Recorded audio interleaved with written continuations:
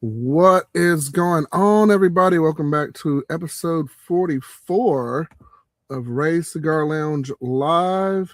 And we have a special guest in the building here. I want to introduce Mr. John Madre of Madre Tierra Cigars. Welcome to Ray's Cigar Lounge Live. Thank you for being here, taking the time out to come do the show. I know we've been trying to get together and do a show for a while, so I'm glad I got you on here. So welcome. Yeah, I met you when you had Ray Ogo on. Yeah. I remember you were in the chat for that one. Yeah. Yeah. With Ray there. So yeah. Awesome. Good to see you. And and I have two co-hosts. Well, one of the co-hosts is not feeling well. It's Hawkeye, as y'all know, kind of a little under the weather. We got another one who's probably gonna be watching. So all that aside, I am smoking on. Ray sent me 3 cigars. I smoked your Candela cigar from your line, which is really good. I really enjoyed that one. I smoked that one on St. Patrick's Day. Nice. That one, and I have the Madre Tierra. I've got the Habano that I'm going to be smoking on, and I've got the second one, the Connecticut, as well. I'll be going on here. So I'm enjoying this. I'm going to get into this one here. So you're going to enjoy that. Yeah. Oh, awesome. I've been looking forward to this all week. So yes.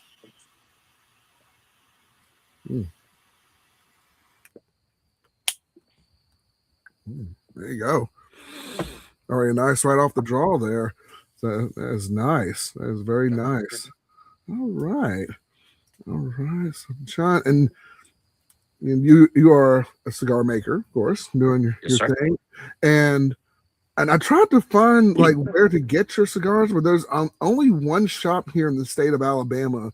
I think it's like in Phoenix City, which is a couple hours away from me. F&M Cigars. Yes, that was the store I looked up, and I'm like, oh no, maybe I could go down and get some more real quick before the show. And I was like, oh, but I still have the 3 here, so I'm like, oh, let me just try to smoke these on while I had you on. But yeah. And John, for those who may not know, can you tell us a little bit about yourself and about the line you have and everything? Okay, I'm originally from Ohio.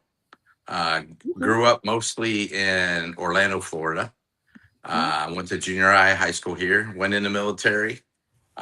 Stationed here in Cocoa Beach, Florida. And then I went to the Philippines for a couple years. Was an airplane mechanic. Okay. And then I got into flying. I was an enlisted flyer, flight engineer on C-141s. I flew for 6 years, and then I did reserves and did 22 years of active, inactive reserves, and active duty. Okay. I went to work for U.S. Airlines. I got put back on active duty. And when I came back off active duty for the first Gulf War, I got an offer to go to Delta Airlines and went to Delta Airlines and finished my career at Delta. Okay. Yeah. And so I had an aviation background, never smoked cigarettes. I chewed tobacco, but didn't have anything else as far as lighting up. Wasn't in my biography, And so I met Juana, my wife. And her brother is Lisandro de la Cruz. He's the owner of Ecuador Tobacco. Okay. And we're one of the largest bulk tobacco companies in the Dominican Republic.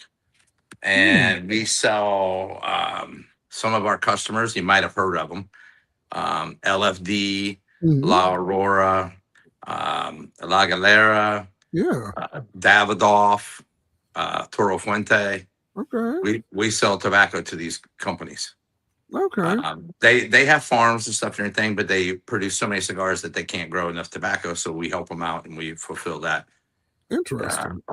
Our biggest customer is LFD. Okay. And Juana grew up with Lito.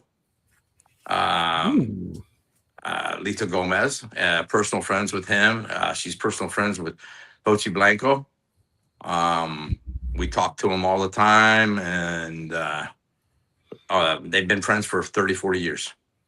Oh, wow. So it's been kind of cool because, you think you're a new company and you're up and coming and you got good tobacco because we supply them with tobacco that they would kind of frown on us, for the competition. Yeah. Nah, they challenge us and they help us. And anything we need, they bend over backwards because we're there for them, so they're there for us. And it's been really a nice big family organization. We're friends with everybody. We went down to Pro Cigar, Okay. and we were with the minister of tobacco. They have a minister of tobacco down there, Hmm. and he come walking up, and he was like, Juana, and he starts talking to Juana and going crazy and stuff like that. And he had a bunch of pictures taken with us. He had a professional photographer going around with all, they had a Fuentes there, and they had, Davidoffs there, and they had everybody there, right? Yeah. And so about 7 o'clock in the morning, he texts Juana and he goes, I hope you're not upset, but I took a picture of us three, you, your husband, and me, and I posted it. And you guys are now the opening page on the homepage for the Minister of Tobacco in the Dominican Republic. Hey, there So I you was like, go. wow, this is cool. So we're getting a lot of exposure. Good. Yeah. So Awesome. it's been nice. It's been fun. It was really interesting at Pro Cigar because I've been to a lot of events, and you sit there and you see all the big guys and people hanging out and wanting an autograph or wanting a cigar or just to talk to them and stuff, right? And Yeah. and the same thing happened there. They had the groups, Lito was there and Hochi was there and Fuente was there and Carlito was there. Everybody was doing their thing, Okay. and then us. We had people waiting for like 30 minutes to talk to us. That's awesome. And that was our first time, and it was remarkable, and it was like, wow, this is how it feels. And it's just exploded. It's exploding rapidly. And we're in I think we're in 17 states right now, and Okay. I believe we're in 15 countries. That's We're in awesome. 5 continents, and expanding daily. Wow. That is incredible. Yeah. Incredible, John. You mentioned as you were the aviation background and everything, but you said you really never like got into, was it not smoking anything until then I guess Yeah. how did this all come about is if you never came from that to where you So are when now. I That's interesting. yeah, when I started dating Juana, we were going down there. We'd always go see her brother at the factory and stuff.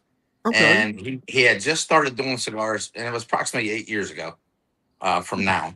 And he was doing like recreational for him, friends. And then it got a little bit busy, and he started expanding, doing Central and South America. Okay. And he's like, Juana, why don't you and John sell cigars for me in the United States? And we're like, we don't smoke. Juana didn't Yeah. smoke either. Okay. And we were against it. And then COVID Hmm. hit. We went through COVID. We came out of COVID.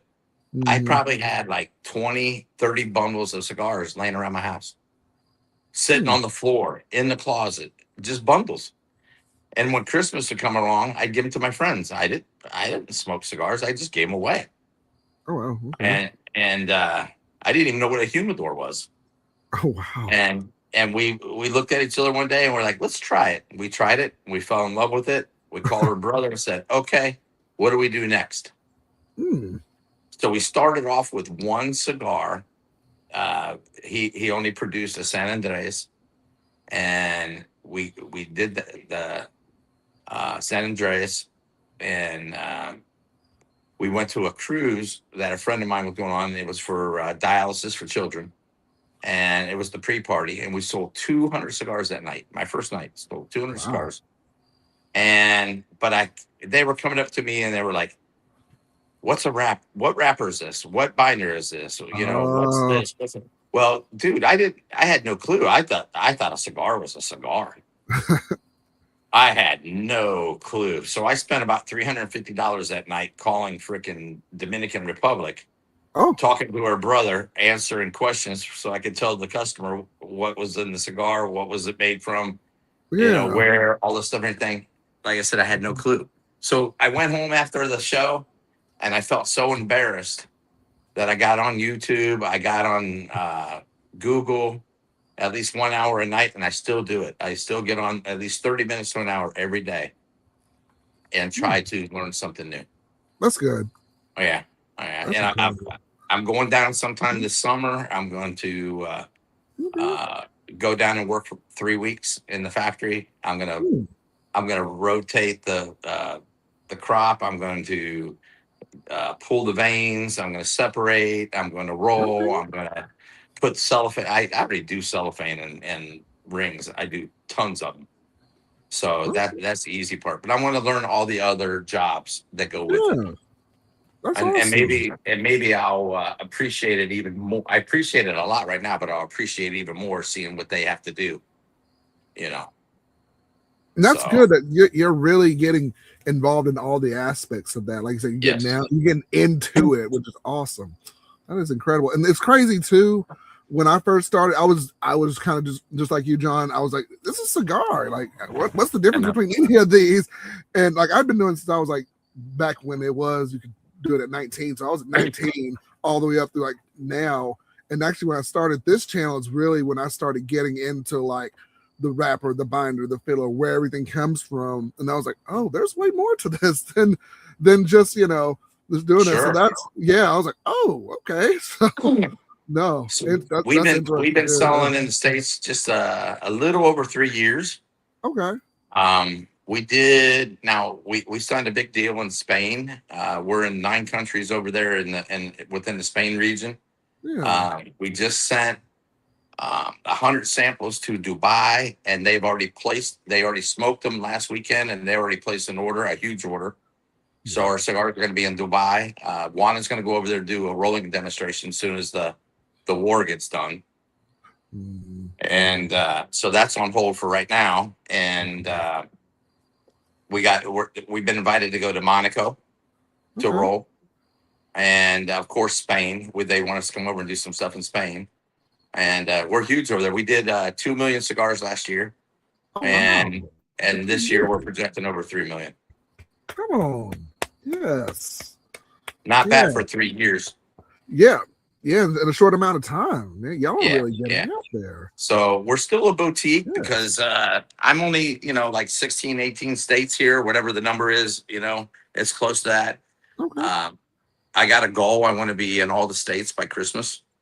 Okay. Nice. And that's my goal. And at least one lounge or one store in each state, just to say I have everything covered. Yeah. And Definitely. then maybe I'll make that step forward from there. Okay. So Well, that's awesome, man. Yeah. I am very happy for your success and everything Thank that's you. going on here. That is incredible. Coming from somebody who wasn't the biggest fan of cigars and now getting into this space. That's incredible. Yeah, and now I smoke 10 cigars a day.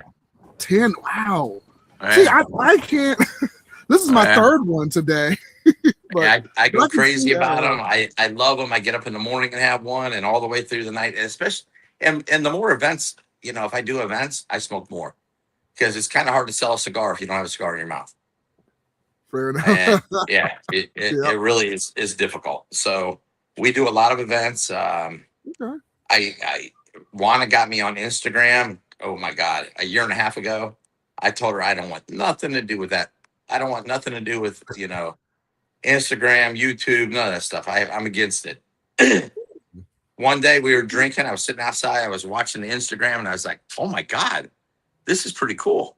Yeah. I had 75 people when I got onto the account. She had got me, like 75 people, and I hit 1,000 10 days later. 10 days later. Come on. Wow. Yeah, I got on there and started talking and doing reels and Juana does all the posting and stuff and everything. And I got to over 1,000 that quick. Start posting my lives. Now I have a following of about 50 to 75 guys on general, all over the country. I'll even get on. Sometimes I have a hard time sleeping. I'll get on at 3:00 in the morning, and I'm talking to guys from Turkey, Germany, Spain, and because they're just getting up and their day's getting started, and I talk to these guys regularly, and sometimes I'll be sitting here and I'll be watching a game and I get texts, when you coming on, when you coming on, when you coming on. Yeah. And the thing is, I don't push my cigar. I get on here to I got a great crew. The people that hang out with me, they're way more educated than me. Brian, the cigar guy, he's probably watching. The most knowledgeable cigar guy I know. Greg from Cigar Test Ride out of California, Okay. so knowledgeable. I can go on and on with these people. Angel out of New Jersey, of course. Ray, Ray is Ray knows a lot about cigars. Lord, him man loves his cigars. Yes. Yeah.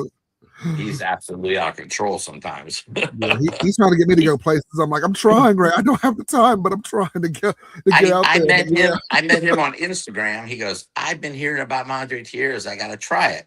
Yeah. And I said, "Okay." And he goes, "I'm going to order 2 bundles. Which ones should I get?" And I'm like, "Dude, don't order 2 bundles. Order a sample pack." He goes, "No, I'll order 2 bundles." I sent him 2 bundles. Hey, he smoked them in 2 weeks. I believe that. Yeah. So he goes, "I need to meet you." So I had an event in Miami a couple weeks ago. He flew down from Virginia Beach to Miami just to meet me. Awesome, man. And hung out with us. And he bought 2 more bundles. And he got home, and he was home like 5 days. And he goes, "John, I've already smoked the 1 bundle." Oh. And yeah, it's crazy. It's just nuts. And for him to go out on a limb, I would have never ordered 2 bundles. No way in hell. Yeah. And I don't want anybody to do that, but he did, and now we're good friends. And he's having a big luau coming up here in 3 weeks up in his place. He's got comedians coming in. He's got flamethrowers. They're gonna have the pig in the ground, all that stuff. Okay. And and a big ass party. To that. Oh my goodness. Okay. Yeah. And my wife's coming. She's gonna roll for him. Okay. And so it's gonna be pretty cool. Pretty cool thing. Awesome. And John, and speaking of on Instagram, I'm seeing you're like live every time I click on Instagram. Like you're almost all the time you're live, and I'm like, I try to click on there. I'm like, oh, he's doing his thing. But you know what? I used before Instagram, I'd go to the cigar lounges and I would drink and I go hang out and do things and stuff like that. You know what? I'm at home. I enjoy my house, and I had a little back patio. It's only 6x12. I screened it in, and it got really small quick. People coming over and not enough room. So today was the first day. We just moved the furniture in. We cleaned out our garage. It's under construction, but I'm actually out here sitting in our new furniture. We ordered we got the leather furniture, and we got a cappuccino table going together. We got a full bar. We got a popcorn machine. So we're making it like a lounge, but in the house, but it's in the garage. So nice. Yeah, so for day one, it's pretty cool. Nice. Yeah. Very nice. I'm gonna try and build a shed in the back here. I'm gonna have to take some ideas from you for the popcorn machine and everything, get it all set up. That's awesome. Popcorn. The guys are already going nuts. They're talking about coming over here. They're like, popcorn? Oh my God, I'm there. So, gotta love some popcorn, especially on the machine. Yes. Well, and it's one of those, the ones with the cart, the old fashioned ones. My dad bought it for me like 35 years ago. And that thing still cranks popcorn out. It is awesome. And it's a great condition. And kept care of it and stuff and everything. Yeah, it's pretty special. That's awesome. Wow. Man. Awesome. So and Fogey. So if you're ever in the Kissimmee, Orlando area, this house is open every day. If I'm home, I got people come here all the time. Okay. People I don't even know. And they call me and they're like, "Hey, I want to try your cigar. You got time to smoke?" Sure, come on over. Very accessible. And that's one of the reasons we did the garage, so we could have more room. We're gonna have 18 seats in here. Okay. So that's bigger than some of the lounges I go to. Yeah, no doubt. Doing big, John. I like it. Yeah. Juana's gonna start this week. She's this is her grandmother here. This is our new ring. I'm a little bit. There's a story behind that one too. Okay, that's her.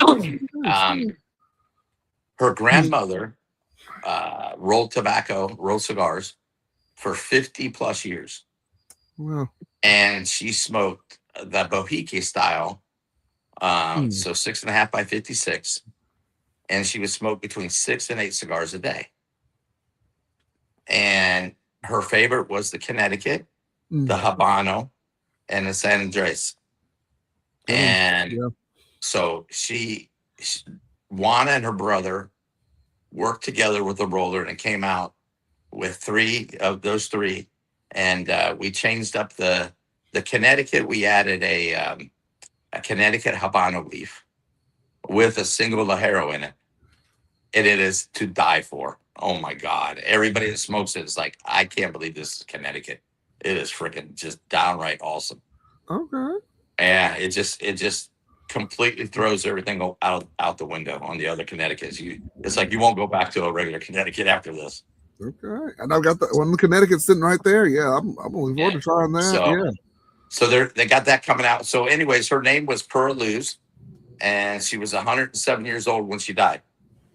Incredible. And smoked 8 cigars a day. So we named the cigar the Pearl Luz 107 for after her grandmother. So they're all excited. It's a big thing for the family. That's awesome. So yeah. There you go. Hey. There you go. Yeah. So incredible legacy. Yeah. 50 plus years. Yeah. Yeah. And her brothers and the story continues. Her brother is now the mayor of Tamboril. Tamboril Conca. That's where all the cigars are made. 90% of the Dominican cigars are made in that town. Okay. And he's the mayor. He's really good friends with the president. When I met the minister of tobacco when we were down there, we were sitting there talking for a little while, and we were at a dinner. We were at Pro Cigar at the dinner. And he's like, "You want to meet the president?" Sure. He walks me over, introduced me to the president. Me and the president sat there for like 5 minutes talking. The president of the country, not the president of Pro Cigar. And yeah, so it was pretty cool, a good honor and stuff and everything. And of course, they publicized my picture because there ain't too many gringos down there, you know. Yeah. And so they had this fat gringo down there with the president. It was pretty cool. That's awesome. Yeah. Oh my goodness. And Fogey says he's never had any of your cigars, and no retailers in Kansas City where he is. He'd like to get some. What vendors carry your brand? He asked. So if what we do with we try to do the brick and mortar with everybody, but if you will sit there and reach out to me and either DM me on Instagram or go to Madre Tierra Cigars at gmail.com and write me.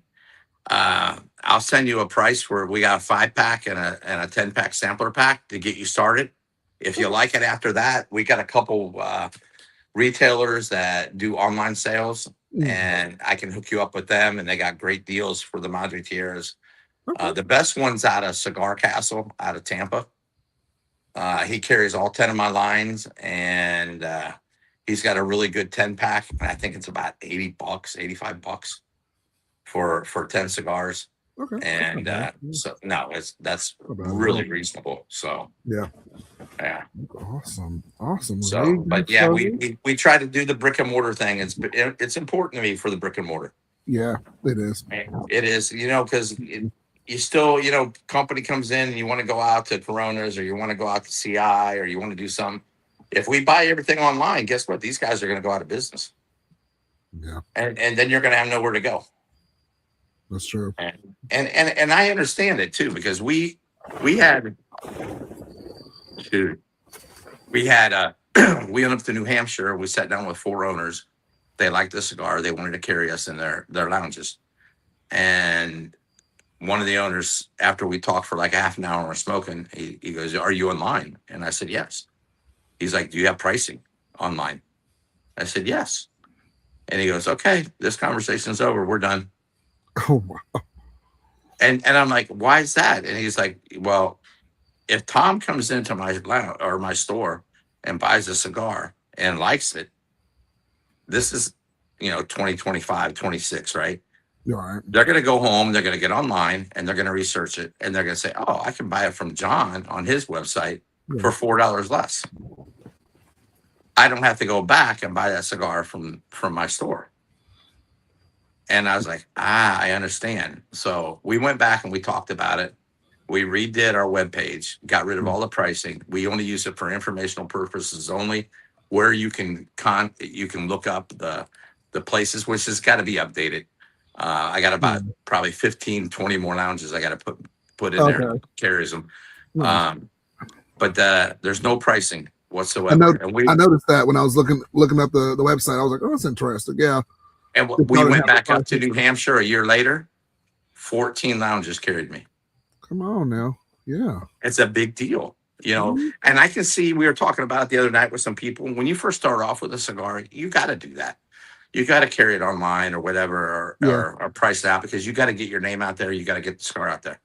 I'm at that point right now. I don't have to. I mean, I want to, but I don't have to. And I need to do it the correct way. And I feel like this is the correct way. Good. So, I mean, it seems to be working out for you. Yeah, it's working great for us. Yeah. Nice. And I love, like you said, you're very accessible. I could just roll up and hang out with you and smoke a cigar. Just call you in advance and do that. And then like you're really into this culture, which is wonderful. And you're old school. You like the brick and mortar, that face-to-face feel and everything like that. That is awesome. And I get a lot of that from the people. They get on here and they talk to me and they're like, you know, I can't talk to a brand owner. I mean, there are brand owners out there that are the mom and pop kind of brand owners. They're small. They're not going to go anywhere. We're going somewhere. And they're like, what's going to happen when you become a legacy and you go out there and you get too big and stuff? I said, I'll never stop this. Never in a million years. I might cut my time down from 4 hours to 2, but I'm going to be on here every night because this is what brought me to this point. Right. So I'm not going to stop it. There you go. Yeah, it works for me. You grind, man, and you're very inspirational. And the people that get on with me, you know, I don't have to say nothing. They don't do it because I'm on there. Though throughout the night, everybody at least smokes a Madre Tierra. And I don't ask them, you know, but they're like, hey, the freaking cigar is good and I'm going to smoke it. So we're getting there. We're getting to the point. We're going to be too big for our britches pretty soon. So, that's a good thing, right? Employment. Yeah, get some employment, man. Get more out there. But yeah, it's coming. I remember our first order that we got in. We were talking about the other night. Our first order, we ordered 2,000 cigars, and I got the order and I put it out on the table. And I'm like, good God, what did we get ourselves into? 2,000 cigars. You know, and I think the next order was like in 6 months, you know, 2,000 cigars. I just made an order, 27,000 cigars. And 2 weeks after I get this order, I'll have another 27,000 cigars coming. Woo. And that's the numbers that we're getting into. And that doesn't even count everything that's going to Spain and stuff. This is just stuff that I got going here to the United States. Just in the States here? Wow. Ooh. Yeah, I'm starting to boom. That's all right. Yeah. It's going good, going very well. My buddy Brian out of New Jersey, he's a tobacconist. He used to be a professional golfer. He runs a new lounge, and I keep forgetting the name of it. He might say it on here, but he is putting together 2 luxury cigars for us. Okay. And we're gonna have those out sometime at the end of summer. Okay. We're gonna go down. We go down to Dominican about every 4 to 6 weeks. We're gonna go down there and bring the recipes down there. We're gonna talk to our roller and try to work something out and start making some of these. And we're gonna have 2 nice luxury cigars. And the luxury cigar is really not to make any money. It's for a status quo, saying, okay, these guys got this $30 or $40 cigar. What is their core line like? And he said, your core line will just jump in sales. And it'll bring people that want to try your core line. And so it's kind of like a gimmick, really, to get people to more notice you. Right. Because, you know, you're going to be out there with the Placencias and you're going to be out there with some of the Opus X prices and stuff like that. And people are going to start to, you know, who are these guys? Yeah. So more people noticing you mainly. Kind of in that realm, and that's okay. And we roll cigars for. We started doing this year. We're rolling cigars for other companies. Okay. They've actually. I don't go out and publicize. They contact me. I got 5 of them right now. I'm doing for Smokey Justice out of he's opening a place in I think it's called Bourne, Texas. Is right near San Antonio, Mm. and he's opening a lounge in probably late June, early July, Okay. and I'm doing 5 of his lines. On the books, I think I got close to 25. I got to have done by Christmas Okay. of different people's cigars that they want different lines because they smoke my Madre Tierras and they're like, hey, I need something similar. Okay. So that's pretty cool too, you know. And John, when you mentioned earlier in the show that you get tobacco for different, or like you're getting tobacco for like different other companies, is that, are they just getting the tobacco that you're sending them and putting it in their line? Oh yeah, Like how's I'm this is the first time I've ever heard like, okay, y'all are, like you said, you're not like distinct you're competition, but you're not like, you know, we're family. y'all are helping your family, y'all helping each other out. Yeah, Like, and what it yeah. is, you know, LFD. Mm-hmm. LFD does $5 million a year with us in sales. Okay. So that's how much tobacco they buy. Oh, That's how wow. many cigars that they produce. They have a huge farm, but it's just not enough for their whole supply that they make. Okay. So they got to get something that's similar, or they have certain lines that they use somebody else's tobacco, and what they do is they use ours. And we don't make the cigars for them. We just give them the bulk tobacco. Now they're going to separate it. They're going to put they're going to pull it and separate it by color per their specs, not our specs. So, but we've been doing this for years, you know, and it works, and everybody's happy. And like I said, look at the names and I could name out 15 other companies that we do this for, and they're all huge companies. Nice. And especially, you know, like this, nobody knows what's going to go on with Nicaragua. It's, I got boots on the ground over there, and they're telling me that there's going to, you know, the tariff's going to start in 27, and it's 100%, and there's probably going to be an embargo, and it's going to get really ugly. And it's not derived to hurt the tobacco business. It's derived for the child labor laws and automobile parts, textiles, stuff like that. But it's all for one for all. And so the tobacco gets rounded up into it, which people are pissed about it, but that's hey, you know what? It's part of life. Yeah. And we've had over 20 companies that use primarily Nicaraguan tobacco contact us and say, hey, can we use you? We're interested if this thing happens. Right. And I mean some big names too. So and we're like, yeah, come on board. So we're already gearing up for it. Yeah. We got a new factory being built. It'll be open in June. We have basically we keep like 10 containers of tobacco constantly coming in rotation, bringing them through the system and getting them ready and stuff, and then fermentation and everything. Okay. And we're upping it to 30. We're going to have 30 containers in June. So we're going to be bringing in 3 times more tobacco than we've ever brought in before. Wow. Yeah, and we own. That's one good thing too. Lizzo went out and bought all these plantations back in the early '80s. He saved up his money. He went and bought these farms in the prime locations. This is before all these big companies were buying the land. He was buying it already. So we got prime real estate for tobacco. And then he teamed up with a guy out of Ecuador, and thousands of acres over there. They just got tons and tons and tons of tobacco over there. So we got a great partnership with them. So we own the land in Dominican. We own the land in Ecuador. We went and bought, we got a farm in Nicaragua, which we get our Lajero out of. And we're so big in San Andreas that we actually went and bought the farms in Mexico too. So we produce our own leaves there too. So we're pretty much self-integrated, where we put the seed in the nursery into the ground all the way to here. When you smoke it, 100% us. All right. Yeah. Very nice. Yeah. Now, you were well prepared for this, which is great. Yeah. giving it back then, now letting it cultivate till now. That's incredible. That is incredible. Her brother's so great. They plant beans in the off season, put the minerals back in the soil. When they harvest the beans, he pulls in U-Haul trucks. They bag up all these beans.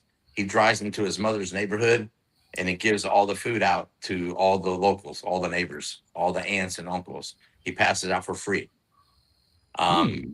Tamberville they had terrible Wi-Fi for years, and he got tired of it.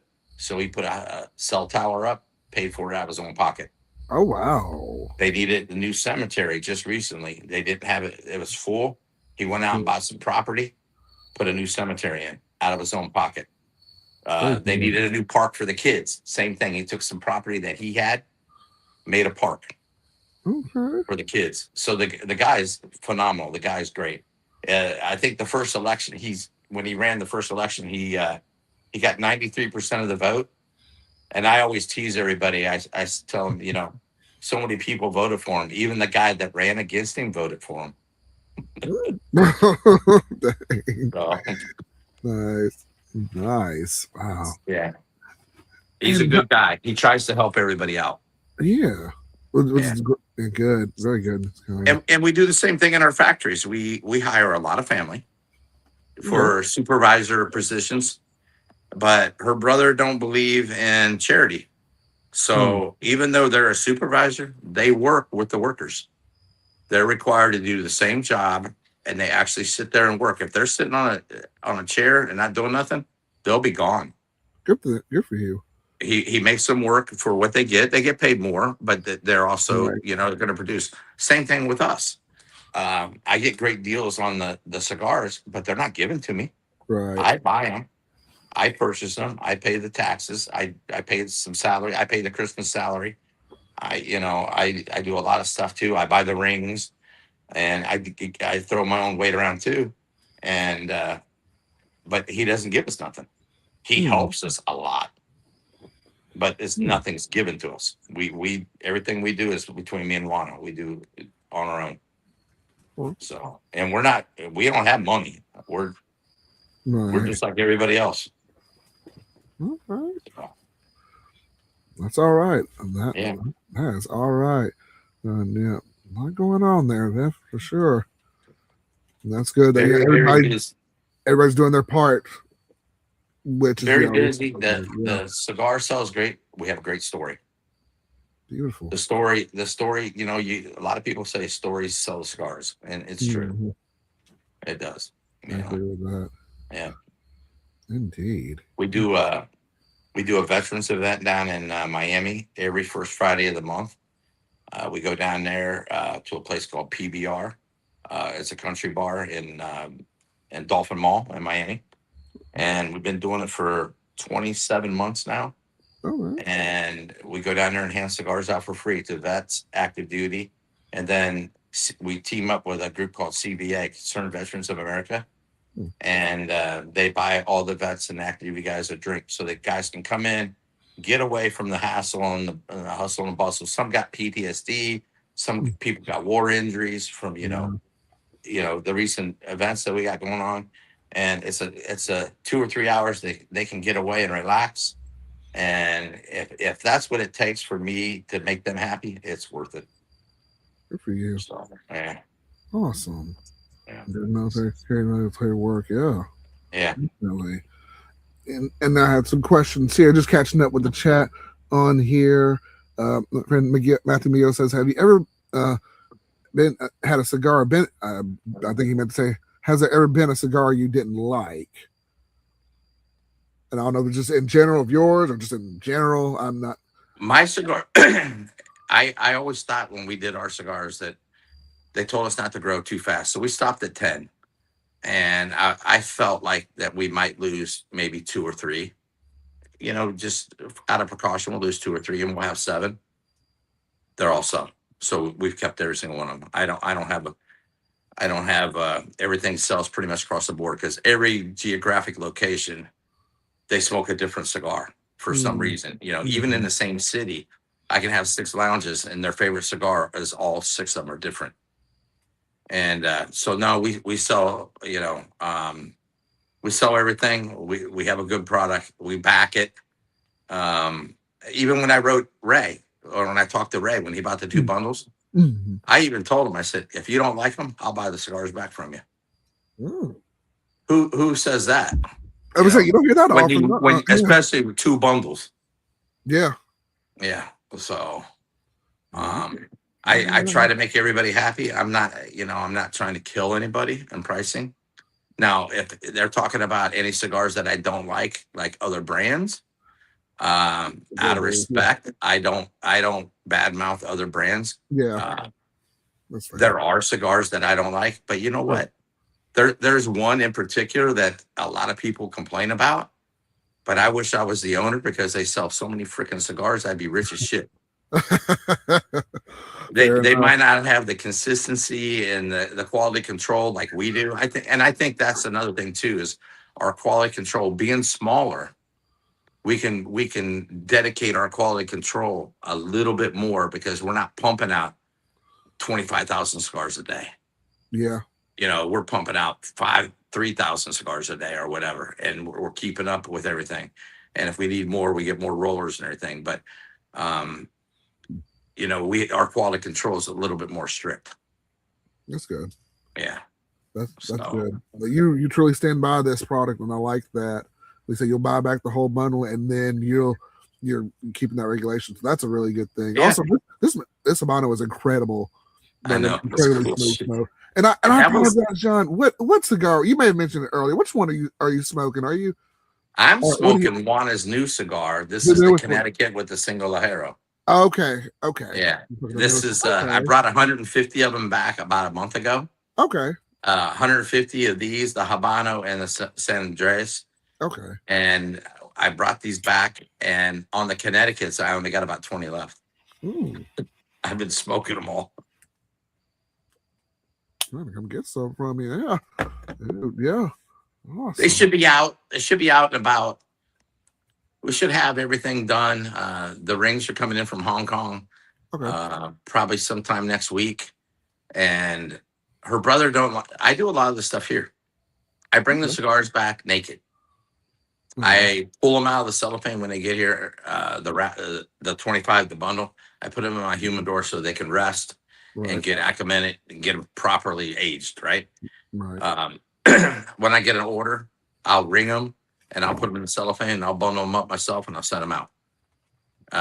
Pretty much, if you live within a couple days shipping, you don't have to put my cigars in and let them rest for 7 to 10 days. You can smoke them right away. They're good to go because the way I take care of them. And but her brother gets on my case about it, that I work too much. I do too much of this little peddly stuff, but this peddly stuff makes our product good. Yeah. And so he's holding the shipment up, and he's like, no, send the rings here. I want to help you. We'll do the rings for you. You're already paying for it anyways. Right. So you might as well let me finish the job. So it just adds a couple days, but everything will come in and it'll be done. And everything will be good. But we got, go ahead. I'm not saying I'm just making a comment. Like you're the heartbeat. You like you said, you're doing the smaller stuff, and that, like you said, it all makes all the difference. Yeah. Mm-hmm. And then we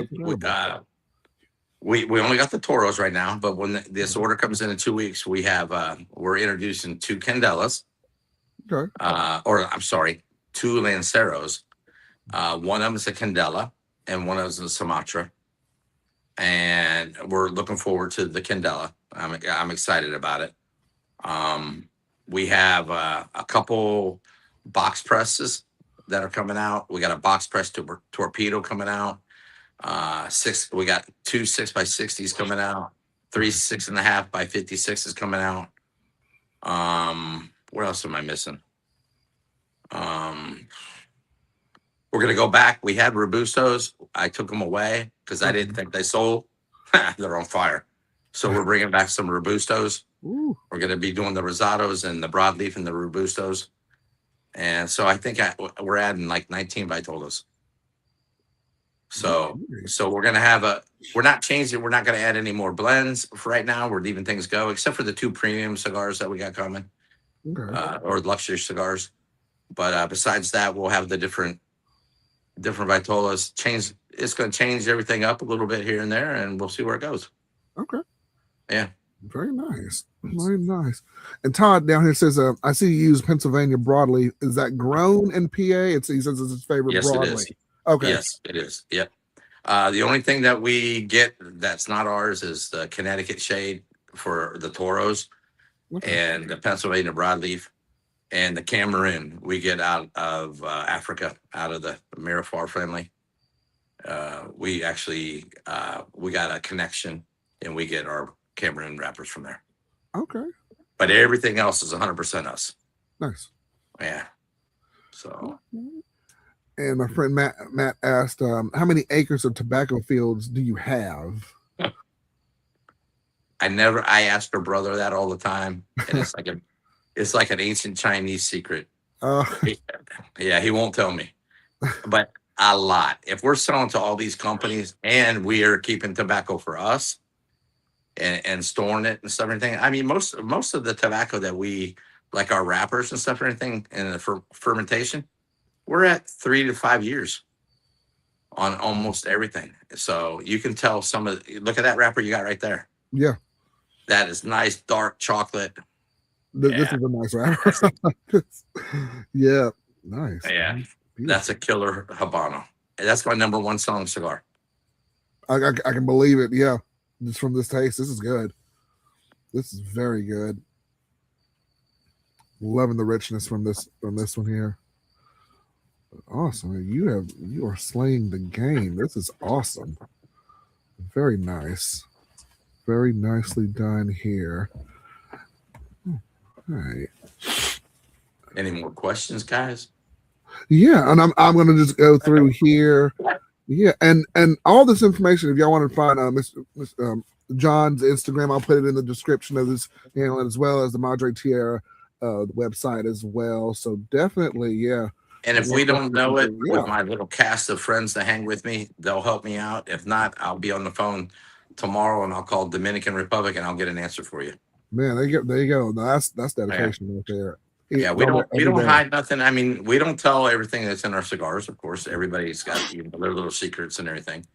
But there's a lot of stuff that we give away, and we offer to other people because it's a family.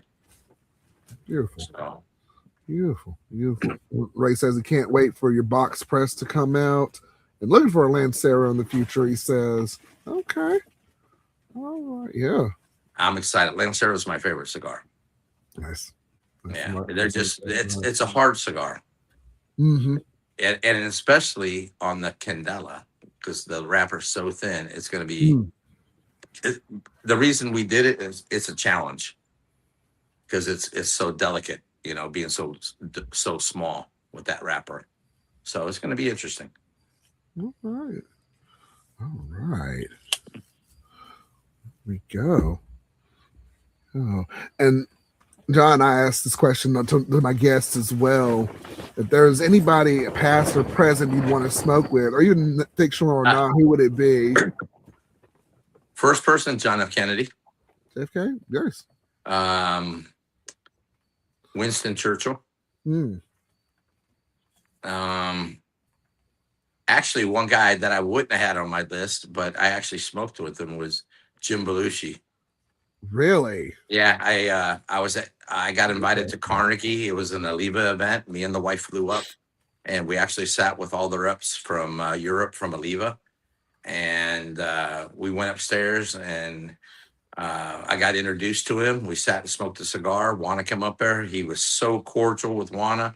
Jumped up, gave her a hug and a kiss, sat down, smoked a cigar, so everything. Very, very nice guy. I'd have to add him, even though I probably wouldn't have added him. I would like to smoke another cigar with him. Okay. So maybe one that some people would frown against was I would probably like to sit down with Fidel Castro. And if he was around, and smoke a cigar. And the last one,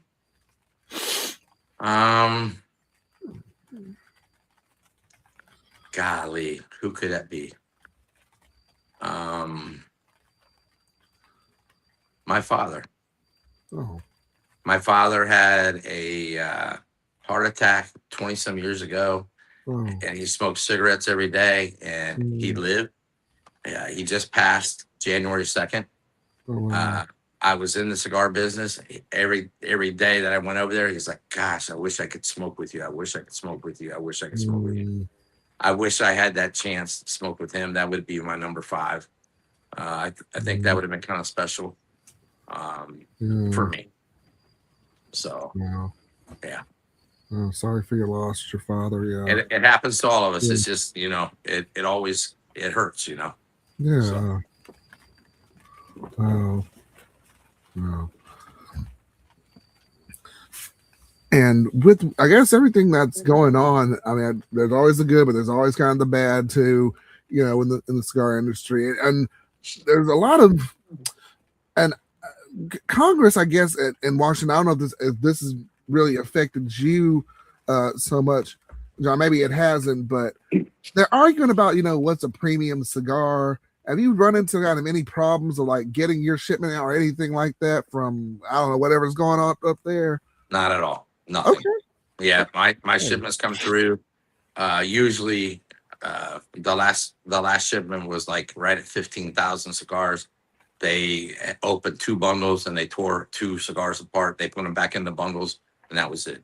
But no problems, no holdups, paperwork. I got a really good broker that gets my bonds done for me. Everything. Usually, I have everything done almost before the airplane takes off. The only thing he don't have is the actual total weight and all that stuff and everything that's required for the wafer bill. I don't have that until the last second, but he has everything else ready. He's an awesome guy. And I haven't had any issues. I know that there's going to be issues, and I've heard a lot of people complaining Yeah. and stuff, but I don't know their background. I don't know what they've done.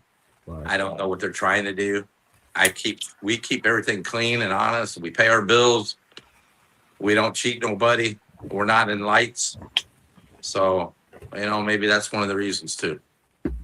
There you go. Yeah. That's good. I mean, you're running literally a clean, honest business. You're not cutting anybody else. You're very generous. It seems like a lot of your probably a little too much generous with everybody. Yeah. But I'm okay with that. If I can give it, I'm going to. Yeah. Like I said, I'm not wealthy, but I don't need profit right now. I'm okay. I got a retirement. My wife's got a hair salon. We make things go. The cigar stuff is plus and minus.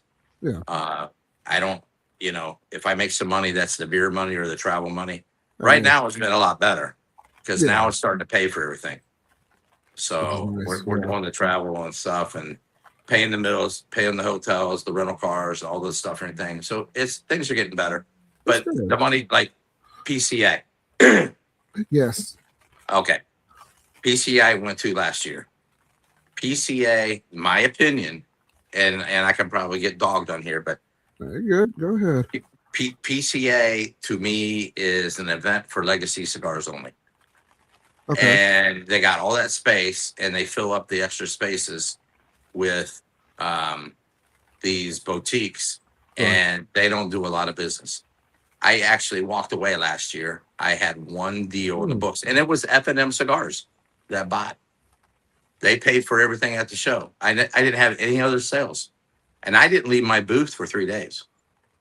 Oh wow. And everybody was over buying their yearly, for Rocky Vatels and Drew Estates and stuff like that. It's set up for legacies. Okay. We were ready to go for this year. I spent $27,000 last year for that event. Oh wow. So this year was even going to be more because we were going to do a double booth and more stuff and everything. And right around Christmas, we sat down and said, "Hey, we really want to do this. Spend $35,000 with what we got in return last year, or can we do something different with that money?" And the Instagram was starting off. Things were getting better. I was getting more response off Instagram than I would get from PCA in a heartbeat. And so we went and we bought a box company.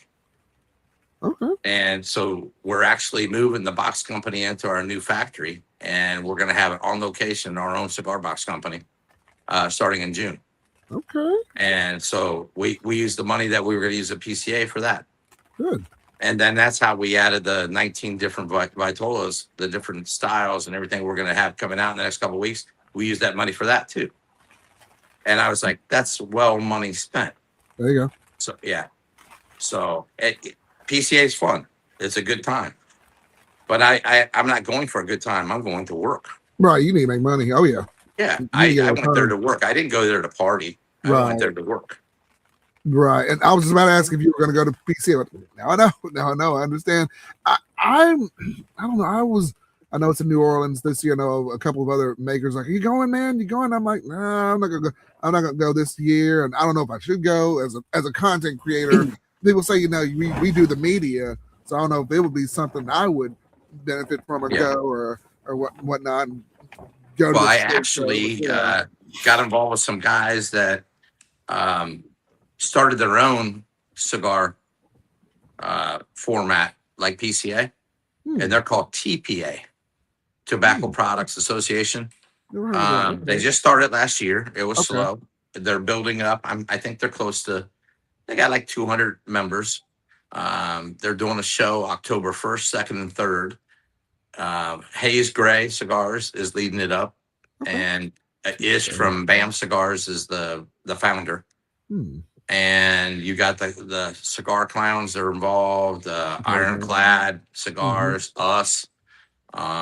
God, there's so many more, and I can't think of all their names right now, but there's a lot of good boutique cigars. So they're having an event in Pensacola on the 1st, 2nd, and 3rd of October. If anybody's interested or in the area, you can look it up at PCARocks.com or PCA.rocks. Okay. Or not PCA, TPA. Sorry, TPA. Yeah, I don't want to screw that one up. The TPA rocks. But what's nice about that organization, you can join as a just a consumer for $50. And you get 10% off of anybody's cigars that's a member of TPA. You on any order, you get an additional 10% off whatever they offer to you. You go to events, you get 10% discount on entry fees and stuff. You get like your tobacconist license. The first step, I think it costs like $275 to get your first license. Right. If you pay your $50, you can actually go in and get your first license for $54. Wow. So right there, it's already paid for itself. So me and Juana are both getting our licenses done.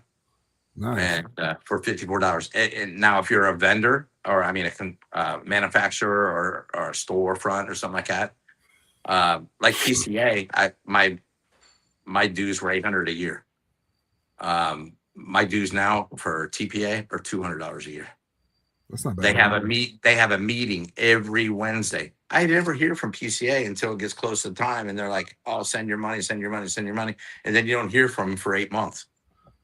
You get an email every once in a while of somebody this and somebody that, but there's no discussion, nothing going on. These guys are unreal. They really did their homework, and I see this thing growing so fast. That's awesome. And yeah. So like I said, if anybody's interested, TPA.rocks, go in there and look.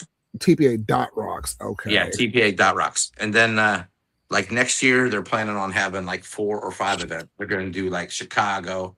Ray Ogo is actually wanting to do one in Virginia Beach, and he's going to do it under TPA. Another friend of mine is going to do one on the Georgia-South Carolina border, and I'm in discussion with doing one in Orlando here. So we're going to get our name out there one way or another. So awesome. Yeah. Well, they just opened up they're going to have 20 vendors, and then pretty much 20 vendors for cigars, and they're going to have 20 vendors for merchandise. But that number on the merchandise can increase if they need to be. But the cigar vendors are frozen at 20. It opened up Monday, and as of yesterday morning, they only had 4 slots left. They already sold 16 slots. in 4 days. So they're almost full already. So it's going to be a good show. Awesome. Yeah. Awesome. Yeah. I'll go check that out. Definitely. I'll go check that out too. TPA.rocks. And I'm going to try and definitely try to go to some more events. Especially getting out there and meeting more people and everything. So that might be a good one to start with. Yeah, going in October. Yeah, and it's going to be nice. There's going to be no legacies there. No legacies. Okay. It's all going to be boutiques, and these are good freaking boutiques. Okay. So, and if you ever want to see what they're about, you can DM me on Instagram again, or contact me on email. Yeah, and they do a meeting every Wednesday, every Tuesday night. No, Tuesdays are every Wednesday at 8:00. They do a meeting, and if they'll email me and want to be a guest and just see what the forum's like, and they can actually talk too. They can get in discussion and everything, but I can send them the link and they can get in for the night. It's on Discord. Okay. And you can get on there and you can talk with everybody, and you can see if you like it or not. And there's no pressure to join. So nice. Yeah. Nice. And with this TPA rocks or TPA that you have, could I guess newer cigar makers or vendors, could they also join the TPAs? And okay, yes, with that and be a part of that. Okay. They encourage it. Yeah, they encourage it. Okay. They want it, and like it's hard to get in Tampa, Ybor City, to get a booth down there. Well, TPA has first priority. So you can get a booth down there. I've got a booth down there. I tried for 2 years, couldn't get one. Now I have a booth. Okay. And I wouldn't have had the booth if I didn't join TPA. Nice. And so little things like that, it means a lot. And again, a lot of good boutiques. Some of them are going to make it, some of them aren't, of course. Yeah. But anybody can smoke a legacy. Anybody. And I know some people are stingy, and not stingy, but they're like their mindset. Oh, I got to have this one cigar, period. If they would just go in and they're paying $20 or $22 or $24 for that cigar. If they would just go in once a week and just buy, talk to the tobacconist and say, hey, what's new? Who's new in here? Who's kicking butt? Who's got something decent that's selling? And buy one cigar. You're going to make that guy's day. Yes. And stuff. Because a lot of these guys are local. If you're buying a boutique, usually they're not spread out all over the country. Right. They're going to be in their local communities. So you're probably buying from somebody that's in that area that's, trying to make it too. So, yeah. Always looking for new things to smoke. So I'm glad when Ray introduced me to this one, to your line here, I'm like, this is incredible. And I've been seeing a couple, even my other colleagues have been smoking some of your cigars too on Instagram and reposted it. I'm like, okay. So this is awesome. I appreciate it. Very awesome. Yeah. Yeah. And people can get on and talk to me anytime. I'll get on and talk to them. I see. And I'm like, you are that's live. Cool, yeah. And sometimes we don't even talk. I encourage everybody else's cigars. I buy everybody else's cigars. Yeah. I don't smoke Madre Tierras every day. I smoke a lot, but once a week, I'll take 1 or 2 days and I'll start smoking everybody else's cigars just to change my palate. Yeah. And then I sit there and realize how good my cigars are. That's all right. Yeah. That's all right. Fruit based in the cigar, in the product. I love it. Yeah, I love it. But everybody does that. If you're not proud, I had one guy one day. He's got a line, and somebody on Instagram said, "Hey, what's your favorite cigar that you smoke?" And he was asking him what his favorite cigar was, right? And the guy came straight out. He goes, "Madre Tierra." And I said, "Bullshit!" I threw the flag. I was like, "Bullshit!" I said, "Dude, don't ever do that to me." It's like, if you're a brand owner, you got to support your brand. That's got to be your number one cigar. I don't care. You can put me 2, 3, 5, 7, 10. I don't care. But I'm never number one if you own a cigar, period. I would never do that to anybody. Fair enough. Yeah. Fair enough. That's what I'm saying. Like, you 2, 3, stick by your line there. Yeah, no doubt. Stick by your line. Yes. No doubt. Yeah. No doubt. That is That is what's up, definitely. Speaking of, I guess PCA, I tried to, try to join as a member, and I sent somebody an email like, "Hey, what do I need to do to join?" Yeah, they don't respond to much of anything, and I'm just like, did I send it Yeah. to the right person? I don't know what happened here, and then I never got a response. I'm like, well, people asked me to go, and I'm like, well, I don't think I can get in. Like, I don't know what to Ish, do. Like, Ish will sit there when you join TPA. Ish will give you his phone number, and he'll tell you if you have a question at 3 o'clock in the morning, I'll answer the phone. there you go. He goes, you can call me at any time. And he goes, my question, what the hell is this guy calling me at 3? But Yeah, I'll answer the phone. So, that's dedication. yeah. They're a bunch of good guys. They Absolutely. are. There's a bunch of good guys, got good cigars. I don't know if you know Ish and Bam Cigars. No, I don't. It's Uh-uh. badass mother F cigars. Okay. And he's out of Dominican Republic, but he rolls for 131 different companies. And he does the exotic cigars. He's got last year he had the cigar of the year in Europe, and it was called oh my God, the Marvel. And it was the number one cigar. And he's got the Seville out now. It's got 6 different tobaccos from Spain and one from the Canary Islands. Okay. He's got tobacco from everywhere. He's even got one cigar that's from Transylvania. Mm. Yeah. I mean, it's not my favorite cigar. It's a decent cigar, but you sit there and start drinking and you pull out a cigar that's from Transylvania, you got everybody's attention because they're like, "What? Transylvania?" That's unique. Yeah. Yeah, it's Very cool as unique. hell. Yeah. Oh, there you go. Yeah. So you have to check him out. His name's Ish, and BAMF. Okay. He's ex-military, Green Beret or Ranger or something like that. He's Special Forces. Okay. Yeah. Nice. Nice. AMF. There we go. Bunch of good guys in this group. Awesome. Awesome. Yeah. Good deal. Deal. And do you, I guess, as much product as you've done here kind of in the States and everything, do you get, I guess, recognized as like, hey, there goes John from Madre Tierra or anything like that? Are you I'm starting to. When we were okay? when we did the Miami event, I probably had like 15 guys coming up, pointing me out. Juana gets noticed the most. We went to Barnstormers for Drew Estates, and Juana was walking around, and they noticed her from Instagram and from all the commercial or all the content she does, and people were coming up to her right and left. We go out to Coronas, and we'll walk into Coronas, and 4 or 5 gentlemen will come up and say, "Hey, I've seen you on Instagram." Oh, Yeah, so she gets a lot of following and stuff, and she does a lot of work on it. Um, I used to call, like cold call, and try to get in lounges and stuff, everything. And I'm not bragging.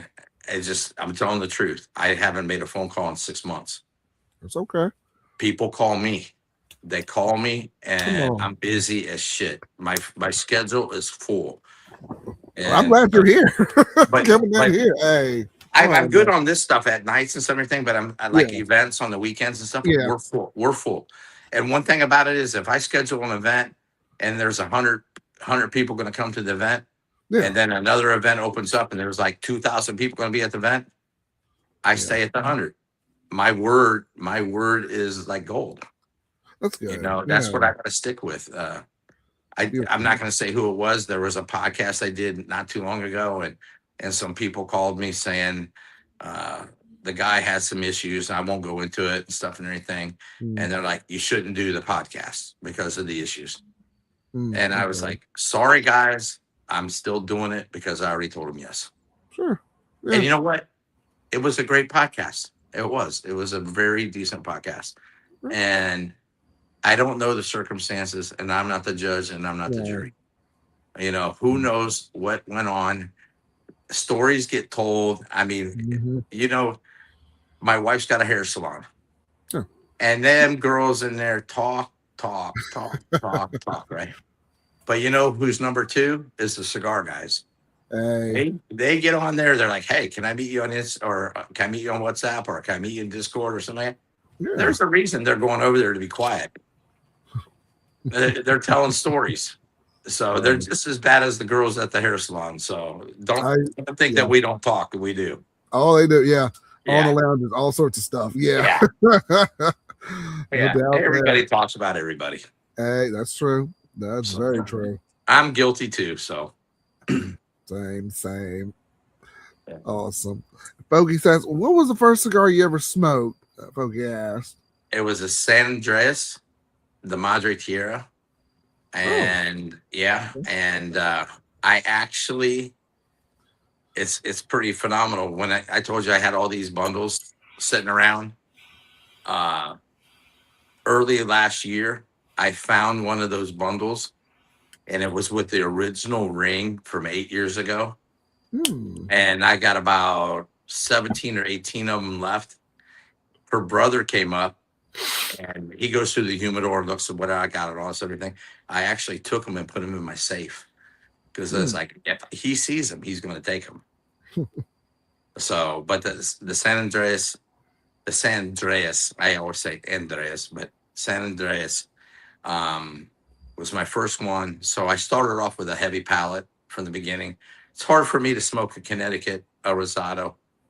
I do smoke the Candelas because they're pretty different. Yeah. And, again, that's one of John F. Kennedy's favorite cigars. He had 3, 2 Cubans, and then that one. And so, the Candelas were very popular in the 50s and 60s. The Dominican Republic made them like crazy. And that was their number one go-to cigar. And then the Connecticut's came out, and then the Candelo disappeared. So we're bringing it back. There's a lot of other companies bringing it back. And I got a girl that's going to PCA, and she was talking one night that they're going to do a thing, and they're going to pick the best Candela that's on the floor, and they're going to give it I got an award, the best Candela PCA. And I told her, I said, PCA doesn't make cigars. Right. The companies make cigars. And I said, I want to be involved in this. So we sat down and talked, and what they're going to do is their little group's going to pick out whoever wins. We're going to take 6 cigars, and we're going to number them, take the rings off of them. And we got 3 independent people that don't smoke Madre Tierras too much, and she's got 3. And we got one guy called Cigar Chief, a friend of mine, out in California, and he's going to orchestrate it all. And we're going to send these cigars out, and we're going to rate them, and we're going to have a comparison. Now, I might not win, but I hope I do. And the only reason I hope I do is to prove a point, saying you don't have to join PCA to have a good cigar.